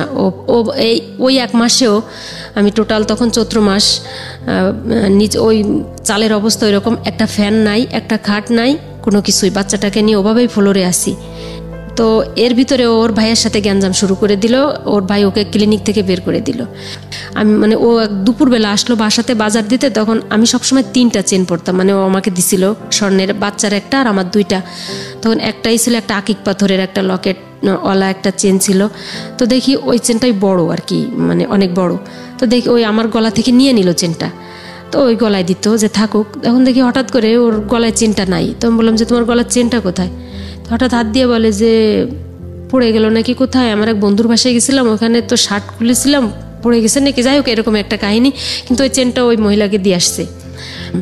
মানে ওখান থেকে একদিন রাতে কথা কাটাকাটির এক পর্যায়ে যে আমরা তো এখানে কিছুই চিনি না, মেয়েটা তখন অলরেডি অসুস্থ হয়ে গেল ওখানে যে গরমের কারণে, আমাদের বাড়িতে নিয়ে আসলো। আমাদের বাড়িতে নিয়ে আসার পরে আমাদের রেখে ওই 1-2 দিন থাকলো, মানে 1-2 দিন। এই 2 দিনের ভিতরে আমার বাবা ঘেরে, আমাদের ওদিকে তো গলদা বাগদার চাষ হয়, চিংড়ি চাষ আমাদের বাগেরহাটের ওদিকে, ও মানে এগুলো বিক্রি করে দিল। বললো যে আব্বাকে বললো যে আর্জেন্টভাবে আমার টাকা লাগবে, আমি ক্লিনিকের জন্য আমার টাকা ইনভেস্ট করা লাগবে, ও এখানে 1 মাস থাকুক বাড়িতে, আমি ওদিকে গুছাই। মানে এভাবে ও তো কনভিন্স করার পাওয়ারটা অনেক বেশি। মানে আব্বাকে চিংড়ি মাছ বিক্রি করতে গেলে তো আর বাজারে নিয়ে যাওয়া লাগে না, শুধু পার্টিকে ফোন দিলে, মানে খবর দিলেই হয়, এরকমের একটা ব্যাপার। টাকা অগ্রিম দিয়ে দিল, ও আমাদের রেখে চলে আসলো। এই যে আসলো তো আসলো, ওর আর কোনো খবর নাই, ও কোনো ফোনে কোনো মানে কানেকশন পাচ্ছি না, যোগাযোগ রাখতেছে না, আসতেছে না। 2 মাস 3 মাস পর একটু হয়তো বা ফোন দিতে পারে। তো বললো যে আমি খুব বিপদে আছি, এসে অলরেডি ও তখন এই মহিলার সাথে সংসার করা শুরু করে দিছে। ও নিজে করে একটা নার্সিং হোম করছে, মানে ওই মহিলা হচ্ছে মেন্টালের নার্স, ঢাকার খুব বয়স্ক একটা মহিলা, 50 আপ একটা। একদিন ওর বড় ভাই আমাকে ফোন দিয়ে বলে, তুমি ঢাকাতে কি করো? ও তো আর একটা বিয়ে করছে। আমার মাথার অবস্থা আরও খারাপ, যে অবস্থা, আর একটা বিয়ে করে ফেললো। আমি ঢাকাতে আসলাম। ঢাকাতে একা বাচ্চা তখন 8, 9, 10, 11, 12 মাস, মোটামুটি বছর হয়ে গেছে আর কি বেবির বয়স। ওকে রেখেই আমি চলে আসলাম। খোঁজাখুঁজির পরে পাইলাম না, পাওয়ার পরে ও আমাদের বাড়িতে একবার গেল। যাওয়ার পরে আমি সবাইকে ডাকলাম, আমার আত্মীয় স্বজন যারা আছে, তখন ওদের ওখান থেকে আমি বললাম যে ওকে মুখে দিয়ে বললে কাজ হবে না, ও যে কত বড় শক্ত লোক, ওটা হচ্ছে আমাকে ঢাকায় নিয়ে এরকম করছে। তো এখন ও কি করবে, ও একটা বিয়ে করছে কিনা এটা ওকে মুখ থেকে স্বীকার করাও, তারপর হচ্ছে আর না হলে ও আমাকে এখান থেকে ডিভোর্স দিয়ে যাক, কিছু একটা করুক, নাহলে আমি থানা থেকে পুলিশ নিয়ে আসতেছি। মানে আমি একদম পুরো পাগল হয়ে গেছি এটা বলে। হ্যাঁ, আমি সত্য থানায় চলে গেছি। থানায় চলে যাওয়ার পরে এসে দেখি যে মানে আমার মানে লোকজন যাদের মাঝে ওকে বসায় রেখে গেছে, এদেরকে কনভিন্স করে কোন ফাঁকে ও ওখান থেকে চলে গেছে। এটা করার পরে এক পর্যায়ে আমি একা খোঁজ করার জন্য, তখন আমার একটা চাকরির অফার আসলো হচ্ছে আশা এনজিওতে। তো ইন্টারভিউ দিতে ঢাকাতে আসতে হবে। তখন আমি বললাম এই 1 কাজে 2 কাজ, ওকেও খুঁজে দেখা যাবে, আমিও যাই। কেউ আসতে দিতে চাচ্ছে না বাড়ি থেকে। আমি বললাম যাই মা, কি হবে, জীবন এখন তো আর চলছে না, আব্বা তো আর বয়স হয়ে যাচ্ছে, ছোট ভাই 2টা লেখাপড়া করতেছে, আমার তো কিছু একটা করা উচিত, মেয়ের খরচ, এই আর কি। তো আমি আসলাম ঢাকায়। এসে হচ্ছে ওকে ওই ক্লিনিকে পেলাম না, মানে যেটাতে ও প্রথমে ছিল, ওইখান থেকে লোকজনের কাছে খবর নিয়ে একটা জায়গায় গেলাম, ওখানে ওকে মানে পেলাম। পাওয়ার পরে ও আমাকে একটা বাসায় নিয়ে গেল, হচ্ছে ওর একটা নার্স ওর বাসায়, ওইখানে আমাকে রেখে দিল। বলো যে আমার তারপরের দিন আর কি আমার ইন্টারভিউ। তো ইন্টারভিউ দিয়ে আমি বাসাতে আসলাম। ওই বাসাতে তো আমি বললাম যে তুমি কোথায় থাকো, আমি সেখানে যাব। তো বললাম আমি একটা মেসে থাকি। আমি বলছি তাইলে সেখানে আমি যাব, আমি অন্তত দেখে আসি, অন্তত তোমাকে যদি খুঁজে না পাই অন্তত জায়গাটা তো চেনা থাকলো, এরকম। আমি আর কি ওই দিন বাড়ি চলে যাবো এরকম চিন্তা ভাবনা। তো ও কোথায় থাকে একটু দেখে যাই। এক পর্যায়ে ও না আমাকে নিলই না নেওয়ার পরে হচ্ছে আমি যখন জোরাজোরি শুরু করলাম, সে ওই বাসাতেই বসে ও আমাকে মানে খুব মারলো। ওই সেই মারির কারণে এখনও আমার এই যে ডান চোখটা হচ্ছে আমার প্রচুর সমস্যা হয়, অনেক সময় চোখে ঝাপসা দেখি এই অবস্থা মানে হয়ে যায়, মানে রক্ত নাক থেকে মুখ থেকে এরকম রক্ত বের হয়ে গেল। তো ভাইবার আগের দিন, হ্যাঁ ভাইবার আগের দিন ওইখানকার লোকজন আবার দেখলো, পাশে ঢাকা শহরে তো ওরা পুলিশ ডাক দিল যে এই মেয়েটাকে মেরেই ফেলবে এই অবস্থা। পুলিশ আসার পরে ও পুলিশদেরকে অনেক হাতে পায়ে ধরলো, বললো যে না সমস্যা না, তবে আমি বললাম যে তখন আমি বললাম এই একটা সুযোগ, তাই আমি বলে ও না আমাকে এরকম ওর বাসায় নিতে চাচ্ছে না, আমি তো আর ওয়াইফ, এই যে বাচ্চাও আমাকে এখান থেকে আমার বাড়ি পাঠাবে। বেবিটা নিয়েও গিয়েছিলেন? হ্যাঁ, ওকে আর কোথাও রাখি না। আচ্ছা, সবসময় সাথে করে? সবসময় বেবির সামনে এই ধরনের আচরণ করছে? হ্যাঁ, বলে যে তাহলে তুই এখানে মুসলেকা দে, পুলিশে বলছে যে তুই এটা নিয়ে যাবি তোর বউকে সাথে করে, আর ও যদি নেক্সট টাইম এসে আমাদের কমপ্লেন করে যে তুই ওকে বাসায় নিসনি, তাহলে কিন্তু একটা মামলা হবে, তোরে কিন্তু অ্যারেস্ট করবো। তো আমি বলছি এই তো সুযোগ। ও তখন ওটা একটু পুলিশের ওর খুব ভয়, কারণ ওর তো বিগত দিনের ইতিহাস তো ভালো না, রেকর্ড, এই কারণে ও আমাকে বাসায় নিয়ে গেল। কিন্তু বাসায় যাওয়ার পরে যা দেখলাম তখন হচ্ছে ভাইয়া মনে হচ্ছে যেন আমি একসাথে 3টা মারি, বেবিটাকেও মারি, ওকেও মারি, আর যাকে দেখলাম তাকেও মারি, সেই মহিলাকেই, মানে ওর যে পরবর্তী যে সংসার সেখানে আমাকে নিয়ে গেল। নিয়ে যাওয়ার পরে তো সেইখানে যা হয় প্রাথমিক পর্যায়ে চিল্লাপাল্লা, গ্যাঞ্জাম, অনেক কান্নাকাটি, আমি শুধু কান্না করতেছি। তখন খোঁজ নিয়ে দেখলাম ওই মহিলার একটা ছেলে আছে, তখন ছেলেটা প্রায়, ছেলে মানে কি ওই মহিলার আগের ঘরের হ্যাঁ, 15-16 বছর বয়স ছেলেটার, এরকম অবস্থা। তাই আমি বললাম তোমার তো মানে যেটা বোঝানোর দরকার যে তোমার তো সংসার আছে, ছেলে আছে, আমার মেয়েটাকে বাপ হারা করো না, আমাকে স্বামী হারা করো না, আমরা খুবই অসহায়। তো উনি কোনো কথা আর কি শুনলেন না, আমাকে ওই মানে ক্লিনিক নিচতলাতে, ওরা থাকে 3 তলায়, আমাকে রুমে নিয়ে গেল। রুমে নিয়ে অলরেডি আমাকে আটকাই দিল। এখন আমি না জিদের কারণে বা কষ্টে দুঃখে আমি কোনো কিছুই খাচ্ছি না। আমার মনে আছে ভাইয়া 7 দিন পর্যন্ত আমি শুধু বাথরুমে গেছি আর পানি খাইছি। মেয়েটার কি অবস্থা? মেয়েটাকেও যে টুকটাক খাবার দিচ্ছে, মেয়েটাকে খুব আদর করতেছে, কারণ মেয়েটা ছাড়া কিছু বোঝে না, মেয়েটাকে খুব আদর করতেছে। কিন্তু আল্লাহর অশেষ রহমত, মেয়েটা তো তখন বুকের দুধ খায়, তো আমার দুধেও কম পড়তেছে না, কিন্তু আমি কিন্তু কিছু খাচ্ছি না, শুধু বাথরুমে যাই আর পানি খাই, ওদের ঘরে সিদ্ধ করা পানিও আমি খাই না। এটা মানে আর আমি ফাঁক খুঁজতেছি যে কখন আমি বের হবো এখান থেকে, ও আমাকে যেতে দিচ্ছে না। কিন্তু মা ওকে ফোন দিছে, তো বলো যে বেশি যদি আপনারা চিল্লাপাল্লা করেন হচ্ছে ওরে ঢাকা শহরে মেরে ম্যানহোলের ভিতর ফেলে দেবো, আপনারা আর ফোন দিবেন না। এটা বলার পরে তো আব্বা আমার কি অবস্থা হয় সেটা তো বুঝেন। তো একদিন আমি একটু শুয়ে আছি, ওরা দুপুরে কেউ নাই বাসায়, হঠাৎ করে দেখি যে ওরা দুজনেই চলে আসে, মানে আমি একটু ঘুমের মতো, বাচ্চাটা পাশে নিয়ে আমি একটু ঘুমের মতো আসছি, মানে আর তো পারি না, ক্লান্ত হয়ে গেছি। হঠাৎ আমার হাতে ব্যথা পাচ্ছি, মানে খুব, ওরা আমাকে ইঞ্জেকশন পুশ করতেছে। ওই যে ওই মহিলা তো মেন্টালে চাকরি করে, ওইখান থেকে ওই যে এরকম কিছু জাতীয়, যে মানে আমাকে একদম টোটালি মানে মেন্টালি ডিসঅর্ড করে দিবে এরকম একটা ইঞ্জেকশন আমাকে পুশ করার, মানে একজনে হাত ধরা আর একজন মানে মাত্র নিডেলটা একটু ঢুকাইছে, এই অবস্থা। তখন আমি এক লাফ দিয়ে উঠে বসছি। তখন বলে কি করবো, যে আপনি অসুস্থ, এই জন্য আপনাকে সুস্থ করার জন্য। তাহলে তো আমি তো সুস্থ মানুষ, আমাকে হুশ অবস্থায় দিতে হবে, আমি তো ঘুম, এগুলো কি দেখি, মানে জোরাজুরি করতেছে আমি ওষুধটার নাম দেখার জন্য। তো এক পর্যায়ে জানালা থেকে ফেলে দিল। তো আমি আবার ওই যে মানে ওয়ালের সাথে আঙুল মানে ঠেকনা দিয়ে, মানে যাতে ওষুধটা বাইরে চলে যায়, এরকম মানে ধস্তাধস্তি হচ্ছে এক পর্যায়ে। তখন আমি বুঝলাম যে ওরা আমাকে কিন্তু মেরে ফেলবে, আমাকে এখান থেকে বের হওয়া লাগবে। আর কোনো চিল্লাপাল্লা করলে কোনো আশেপাশে লোকজনও দেখতে পাচ্ছি না, এই অবস্থা। সকালবেলা ওই মহিলার হচ্ছে নাইট ডিউটি, ওই মহিলা তো নাইটে চলে গেছে, ও সকালবেলা উঠে হচ্ছে ওয়াশরুমে গেছে, শোয়েব ওয়াশরুমে গেছে। আমি এই ফাঁকে মানে আমার কাছে 12 টাকা না 13 টাকা এরকম ব্যাগে একটা কি ছিল, আর মেয়েটাকে কোলে নিয়ে আমি একদম শুধু বোরকাটা পরছি, আর ওই ব্যাগটা মানে খালি বাচ্চার যে একটু কাপড়ের একটা নেটের ব্যাগের ভিতরে 2-3টা কাপড় নিয়ে আমি ওইখান থেকে বের হয়েছি। বের হয়ে বাইরের থেকে সিট কিনে দিয়ে দরজার, যে আমি বের হয়ে একদম আর্লি ইন দ্য মর্নিং আমি বের হয়ে রাস্তায় বের হয়ে চলে আসছি। বের হয়ে চলে আসার পর একটা সিএনজিকে বললাম যে যাবেন নাকি, যে সায়দাবাদ। ওই বললো যে হ্যাঁ যাবো, মানে সায়দাবাদ নিয়ে আসলো আমাকে। আমার কাছে কিন্তু কোনো টাকা নেই, 150 টাকা তখন সিএনজি ভাড়া চাইলো আমার কাছে। তখন আমি এটুক বুঝলাম যে আমি স্ট্যান্ডে আসার পরে আমাদের পরিচিত রুটের গাড়ি, আমি চিনবো লোকজন, ওদের কাছ থেকে আমি হেল্প নিব। তো আসার পরে আমাদের কাউন্টারে গেলাম, কাউন্টারে আমি বললাম যে আমি এরকম সমস্যায় পড়ছি, আপনি হচ্ছে আমাকে টাকা দেন, আমি হচ্ছে ওখান থেকে আমি পেইড করবো, আমার আব্বা ওখানে আছে। তো ওটা দিল, ওই টাকা দিয়ে সিএনজি ভাড়া দিয়ে দিলাম, আর বললাম যে আমি গাড়িতে যাব, আমাকে টিকিট করে দেন, ওখান থেকে আর কি সব টাকা আপনাকে পে করে দিব। অলরেডি ওইখানের ফোন থেকে আমরা যে বাজারের নাম্বারে ফোন দিই, ওইখান থেকে ফোন দিলাম যে ব্যস্ত, বাড়ি খবর পাঠাও ভাই, যে আমি আসতেছি, সাইনবোর্ড যেন আব্বা টাকা নিয়ে থাকে। যাই হোক, এরকম করে আমি মেয়েটাকে নিয়ে বাড়ি চলে আসলাম। বাড়ি আসার পরে হচ্ছে আমি মামলা করে দিলাম। মামলা করে দেওয়ার পরে, মামলা করতে গেলে টাকা লাগে, সে অনেক ইতিহাস। কিন্তু এক পর্যায়ে পুলিশরা কত সালে মামলা করলেন? 6-এর প্রথম দিকে, 2006 সালের প্রথম দিকে মামলা করলেন। মামলা করাটা কি অতটা সহজ ছিল?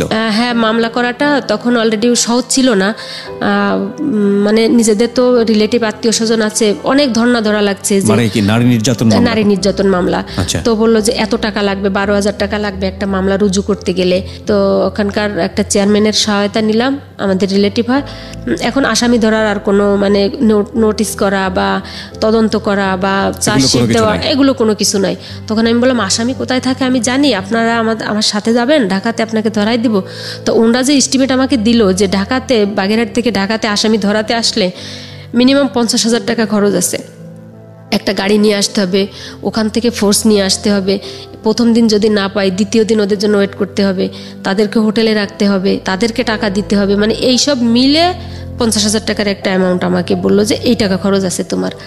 দেখেন 50 পয়সা খরচ করার মতো তো অ্যাবিলিটি আমার নাই। তো আমি বললাম যে আপনি আমাকে রিকলটা দেন, আমি একা একা মানে আসামি ধরি। তখন ওনারা হাসাহাসি করতেছে যে তুমি পারবা? তাই আমি বললাম যে আমি পারবো। তখন আর একজন বললো যে দিয়ে দেন তো, দেখেন পারে কিনা, বিপদ ছাড়ান। ওনারা মানে তাচ্ছিল্য সহকারে আর কি দিল আমাকে কাগজটা। দেওয়ার পরে আমি ওই দিনই রাতে গাড়িতে উঠলাম। রাতে গাড়িতে উঠে আমি তখন আর বেবিটাকে কাগজ দিয়ে দিল আপনাকে, মানে আপনি কিভাবে আসামি ধরবেন? আপনার তো ধরার ইখতিয়ার নাই, আপনার সাথে তো পুলিশ লাগবে। এটা যখন আমি থানাতে দিব, মানে ওই কাগজটা আমাকে দিয়ে দিল, রিকুইজিশনটা দিয়ে দিল আমাকে আর কি, যে এটা আপনি ওইখানকার আসামি যে থানার আন্ডারে আছে ওই থানাতে জমা দিলে ওরাই আপনাকে হেল্প করবে। আচ্ছা আচ্ছা, এটা আমি বলছি আচ্ছা ঠিক আছে। তো আপনি ওটা নিয়ে ওই থানাতে জমা দিলেন? হ্যাঁ, আমি আসলাম। কিন্তু আমি আসার পরে আমি এখানে একটা মানে হেল্প পাইলাম, হচ্ছে আমার ওর বড় ভাই যে যাদের সাথে শেয়ারে বিজনেস করতো ওই যে ক্লিনিকের, ওদের সাথে ওদের খুব মানে গ্যাঞ্জাম। তো আমি ওনাদের হেল্পটা নিলাম, ওনাদের ওখানে গেলাম, ওনারা আমাকে পুরোপুরি হেল্প করলো। ওনারা হচ্ছে থানাতে গেল, থানাতে যাওয়ার পরে মানে আমার কোনো টাকা খরচ হলো না। থানাতে যাওয়ার পরে ওরাই হেল্প করে দিল, পুলিশও কোনো আমার কাছ থেকে কোনো টাকা নিল না। মানে আমার ওই বেবির ছবিটা দেখার পর আমার বেবিটা অনেক কিউট, আমি কান্নাকাটি করলাম, একটা টাকাও নিল না। এই যে পল্লবী থানাতে, তো ওই বাসাতে গিয়ে কেউ ধরা গেল, দুজনকেই অ্যারেস্ট করলো। অ্যারেস্ট করার পরে ওরা অনেক মানে ওই মহিলার গলায় গহনা টহনা ছিল, ওরা আমাকে দিয়ে দিল, বললো যে এইগুলো নিয়ে আপনি আমাকে ছেড়ে দেন, আমি ওকে ডিভোর্স দিচ্ছি এখনই। তখন আমি ওইগুলো ধরে আবার মানে ফিকা ফেলে দিলাম, বললাম যে আমার মানে কোটি টাকার জীবনই শেষ হয়ে গেছে, সোনা দানা দিয়ে আমি কি করব? তুমি তো আমাকে বলছিলে যে তুমি 15 দিনের ভিতরে ওকে ডিভোর্স দিয়ে দেবে, তুমি দিব্যি বহাল তবিয়তে সংসার করতেছো, আমার তো কোনো খোঁজ খবর নেয় না, বাচ্চাটার কোনো খোঁজ খবর নেয় না। এটা বলার পরে তখন ওই থানার ওসি মানে তখন উনি বললেন যে তোমার কিন্তু এগুলো আনলে তোমার নামে কিন্তু কোনো কেস হইতো না, কারণ ওরা তোমার কিন্তু স্বেচ্ছায় দিয়ে দিয়েছে, তা দেখলাম যে তুমি ওইগুলোর লোভী না। মানে ওই কোন সেন্সে বলছে আমি জানি না। তো যাই হোক, ওখান থেকে আমি আবার চলে আসলাম।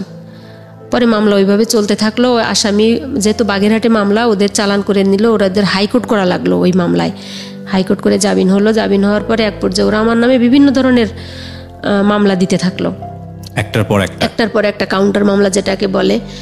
তো আমি বাড়িতে, বাচ্চাটার তখন হচ্ছে 2.5 বছর অলরেডি হয়ে গেছে, মামলা এরকম ঘুরতেছে। হঠাৎ করে একদিন রাতে আমার বাড়িতে পুলিশ গেল, মানে সবে মাত্র একটু শুইলাম, এর ভিতরে শীতের রাতে, তাও আবার ও জামিন থেকে বের হয়ে আমার নামে যে একটা মামলা দিল ওটার অ্যারেস্ট ওয়ারেন্ট বের করে থানা থেকে আমাদের পুলিশ নিয়ে এসে আমার ছোট ভাই তখন এসএসসি পরীক্ষা দিবে, আমার আব্বা আর আমাকে নিয়ে গেল। এটা বলে নিয়ে আসছে যে এটা হচ্ছে আমার বাসায় কাজের বুয়া ছিল, হচ্ছে ওর ভাই আর বাবার সহযোগিতা আমার বাসার মালামাল চুরি করে নিয়ে আসছে। বুঝতে পেরেছি, মানে আপনাকে হ্যারাস করার চেষ্টা করতেছে। তা এটা তো জানি না। তখন থানাতে অলরেডি মানে আমার এলাকায় আমার একটা, তো আগেই বলছি, আমার শিক্ষা খাতে বা আমার হচ্ছে মানে এই যে সোশ্যাল যে কাজগুলো, ওয়েলফেয়ার, এই কারণে আমার একটা পরিচিতি ছিল। তো ওসি সাহেব দেখলো, মানে যে কোনো প্রোগ্রামে তো যেতাম, তো ওসি সাহেব দেখে বললো যে আজমিরা তুমি? তো আমি বললাম যে এইটা এই অবস্থা, ও আমার হাজব্যান্ড হয়, এই মামলা। আসামি যেহেতু ধরে নিয়ে আসছে, ছাড়ার এখতিয়ার তো আসামির সামনে নাই। তো ওরাও রাতে পালায় ওখান থেকে, থানা থেকে চলে গেল, কারণ ওদের নামে আরও মামলা আছে, ধরবে। ওরা চলে আসলো, আমার সকালে কোর্টে চালান দিল আমাদের 3 জনে, আমাদের ওই দিন জামিন হয়ে গেল বাগেরহাট কোর্টের থেকে। এক পর্যায়ে সবাই আমাকে বললো, ইতিমধ্যে আমার অনার্সের রেজাল্ট হয়ে গেল, আমি মাস্টার্সে ভর্তি হয়ে গেলাম। মাস্টার্সে ভর্তি হওয়াকালীন মানে আমার একটা কলেজে চাকরি হলো, ওখানে কলেজটা এমপিও হয়নি। তো বললো তোমার এখন একটা স্ট্যাটাস আছে, এই যে কোর্টে আসা যাওয়া করো, দেখো ওরা মিউচুয়ালের কথা বললে। আপনি মামলা তুলে নিয়েছেন শেষ পর্যন্ত? এখন শেষ পর্যন্ত মামলা তুলে নিলাম। এই অবস্থাতে আর কি এখন। ডিভোর্স দিয়েছেন না? হ্যাঁ, ও তো ডিভোর্স যেহেতু মিউচুয়াল হলো তো ডিভোর্সের মাধ্যমে। ডিভোর্সের মাধ্যমে কত সালে ডিভোর্স হলো? এটা হচ্ছে 2009 সাল, 2008-এর শেষের দিকে। সো ওটা মিটে গেল এবং পরবর্তী সময়ে আপনি যেভাবেই হোক না কোনো জীবন সংগ্রামে এগিয়ে গেছেন। আপনার একটা জব হয়েছে আমি যতদূর জানি, আপনি কাজ করছেন, আপনার ফ্যামিলিকে দেখার চেষ্টা করেছেন, আপনার বাবা মা ভাই এদেরকে দেখার চেষ্টা করেছেন প্রতি মুহূর্তে। এবং আপনি সেকেন্ড বিয়েও তো করেন বোধ হয়, না? কত সালে? 2012-এর শেষের দিকে। 2012 সালের শেষের দিকে। আপনি এখন এই সংসারেই আছেন? জি। আচ্ছা, তো সামহাউ আগের যে জীবন সেই জীবনের চেয়ে এই জীবনের তো নিশ্চয়ই একটা পার্থক্য আছে। আপনি হ্যাপি কিনা? হ্যাঁ, আমি হ্যাপি। এখানে হ্যাপি হওয়ার মূল আর একটা কারণ আছে, যে এ হচ্ছে আমার সবকিছু জানে এবং এটা আমার ফিউচার লাইফের গাইড। ওর সাথে আমার এই সম্পর্ক এরকম খারাপ হওয়ার পরে আমি কোনো বাবার কোলে কোনো বাচ্চা দেখতে পারতাম না। ভাবতাম যে পৃথিবীতে সমস্ত বাচ্চার বাবাগুলো মারা যেত, আমার বাচ্চার বাবা, আমার বাচ্চা তার বাবার কোলে উঠতে পারতেছে না। ও বাবার আদর কাকে বলে, বাবা ডাকটা কাকে বলে ও বোঝে না। কারণ 6 মাস বয়সের থেকে তো ওর কাছ থেকে ও মানে বিচ্ছিন্ন। মানে আমার এই হাজবেন্ডকেই ও বাবা হিসেবেই জানে, ওকেই প্রথম ওই বাবাটাকে ওকেই জানে। মানে ওকে আমি এত কষ্টের ভিতর থেকে ওকে আমি খুব ভালোভাবেই মানুষ করছি এই পর্যন্ত। তো ওর ফ্যামিলি এটা খুব মেনে নিছে। এখন বললো যে দেখো, ও ঢাকায় এসে আমার চাকরির সুবিধায় ওর সাথে পরিচয়। তো বললো যে যতই কি জব করেন? হ্যাঁ, জব করতেন, এখন অবশ্য একটা বিজনেসের ভিতরে আছে। তো বললো যে যতই যা বলো না কেন, একটা মানুষের একটা পুরুষের দরকার আছে একটা খুঁটির। কারণ যেহেতু তুমি তোমার বাবা মার জন্য এখন করতেছো, তোমার ভাইয়েরা আছে, তাদের সংসার হবে, কতদিন তুমি এভাবে থাকতে পারবা জানি না। উনি আপনাকে মোটিভেট করেছেন? মোটিভেট করছে। এখন ভালো মানে আমার কাছে মনে হয়েছে 1 থেকে 1.5-2 ঘন্টা আমি একটা পুরো ফ্লোর মধ্যে ছিলাম। জীবন যে কতটা মানে ভালনারেবল হতে পারে, কতটা ভয়াবহ হতে পারে, কষ্টনীয় হতে পারে, কিন্তু আপনি কখনো হাল ছাড়েননি। আমি যেটা দেখেছি, এই মানুষটাই আপনি আপনার সংসার চালাচ্ছেন, আপনার বাবা মাকে দেখতেছেন এবং আপনি একটা যাই হোক না কেন একটা সংসার জীবনে আছেন, যেটা আপনার প্রথম সংসার জীবনের চেয়ে অনেক ভালো, অনেক ভালো। এখন যে শ্বশুর বাড়ির ফ্যামিলিটা, এরা মানে বর্তমান বাংলাদেশের প্রেক্ষাপটে খুব প্রথম সারির লোকেরা আছে। কিছু দৈবিক কিছু বিষয়গুলো আছে যেগুলো আমরা বলি যেগুলো কপালের দোষ। আসলে এগুলো এখন বর্তমান যে মানে হাই প্রোফাইলের শিক্ষাগুলো, এগুলো বুঝতে চায় না বা এগুলো মানতেই চায় না যে না, আমাদের ভাগ্য নিজের হাতে তৈরি। এটা আসলে একটা কি বলে, আল্লাহর পরে আর কিছু নাই। তো আমার জীবনটা যে অশিক্ষিত একটা মানুষ বা অসহায় একটা মানুষ মানুষের পদে পদে মানে মানুষের দ্বারে দ্বারে গিয়ে হচ্ছে প্রতারণার শিকার হয়, আর আমি হচ্ছে একটা শিক্ষিত মানুষ হয়ে আমি প্রত্যেকটা জায়গায় গিয়ে আমি প্রতারণার শিকার হয়েছি। এখন এই যে আমি যখন এত বিপদের ভিতরে থাকছি, যেটা সত্যই কথা, আমি আমার ব্যাগের ভিতরে একটা বই থাকতো, আমি বাসে মানে ঢাকায় আসতেছি, তো আমি ওই জানালার পাশে বসে আমি 2 লাইন পড়তাম। বা আমি হচ্ছে এমনও দিন গেছে যে আমি হচ্ছে এজলাসে উঠে গেছি, তখন আমি পরীক্ষা দিয়ে মানে আমি এইটা চিন্তা করতাম যে আমার ভিতরে যদি শিক্ষা থাকে, আমার যদি সার্টিফিকেট থাকে, তাহলে আমি কোথাও না কোথাও গিয়ে আমি কাজ করে খেতে পারবো। অন্তত মানে নিম্নমানের জীবনযাপন আমাকে করতে হবে না, একটা মানে স্ট্যান্ডার্ড মাফিক লাইফটা লিড করতে পারবো, যেখানে গেলে অনার পাওয়া যায় বা কিছু। আমি কখনো মানে আশা ছাড়িনি, আমি কখনো হাল ছাড়িনি আর কি।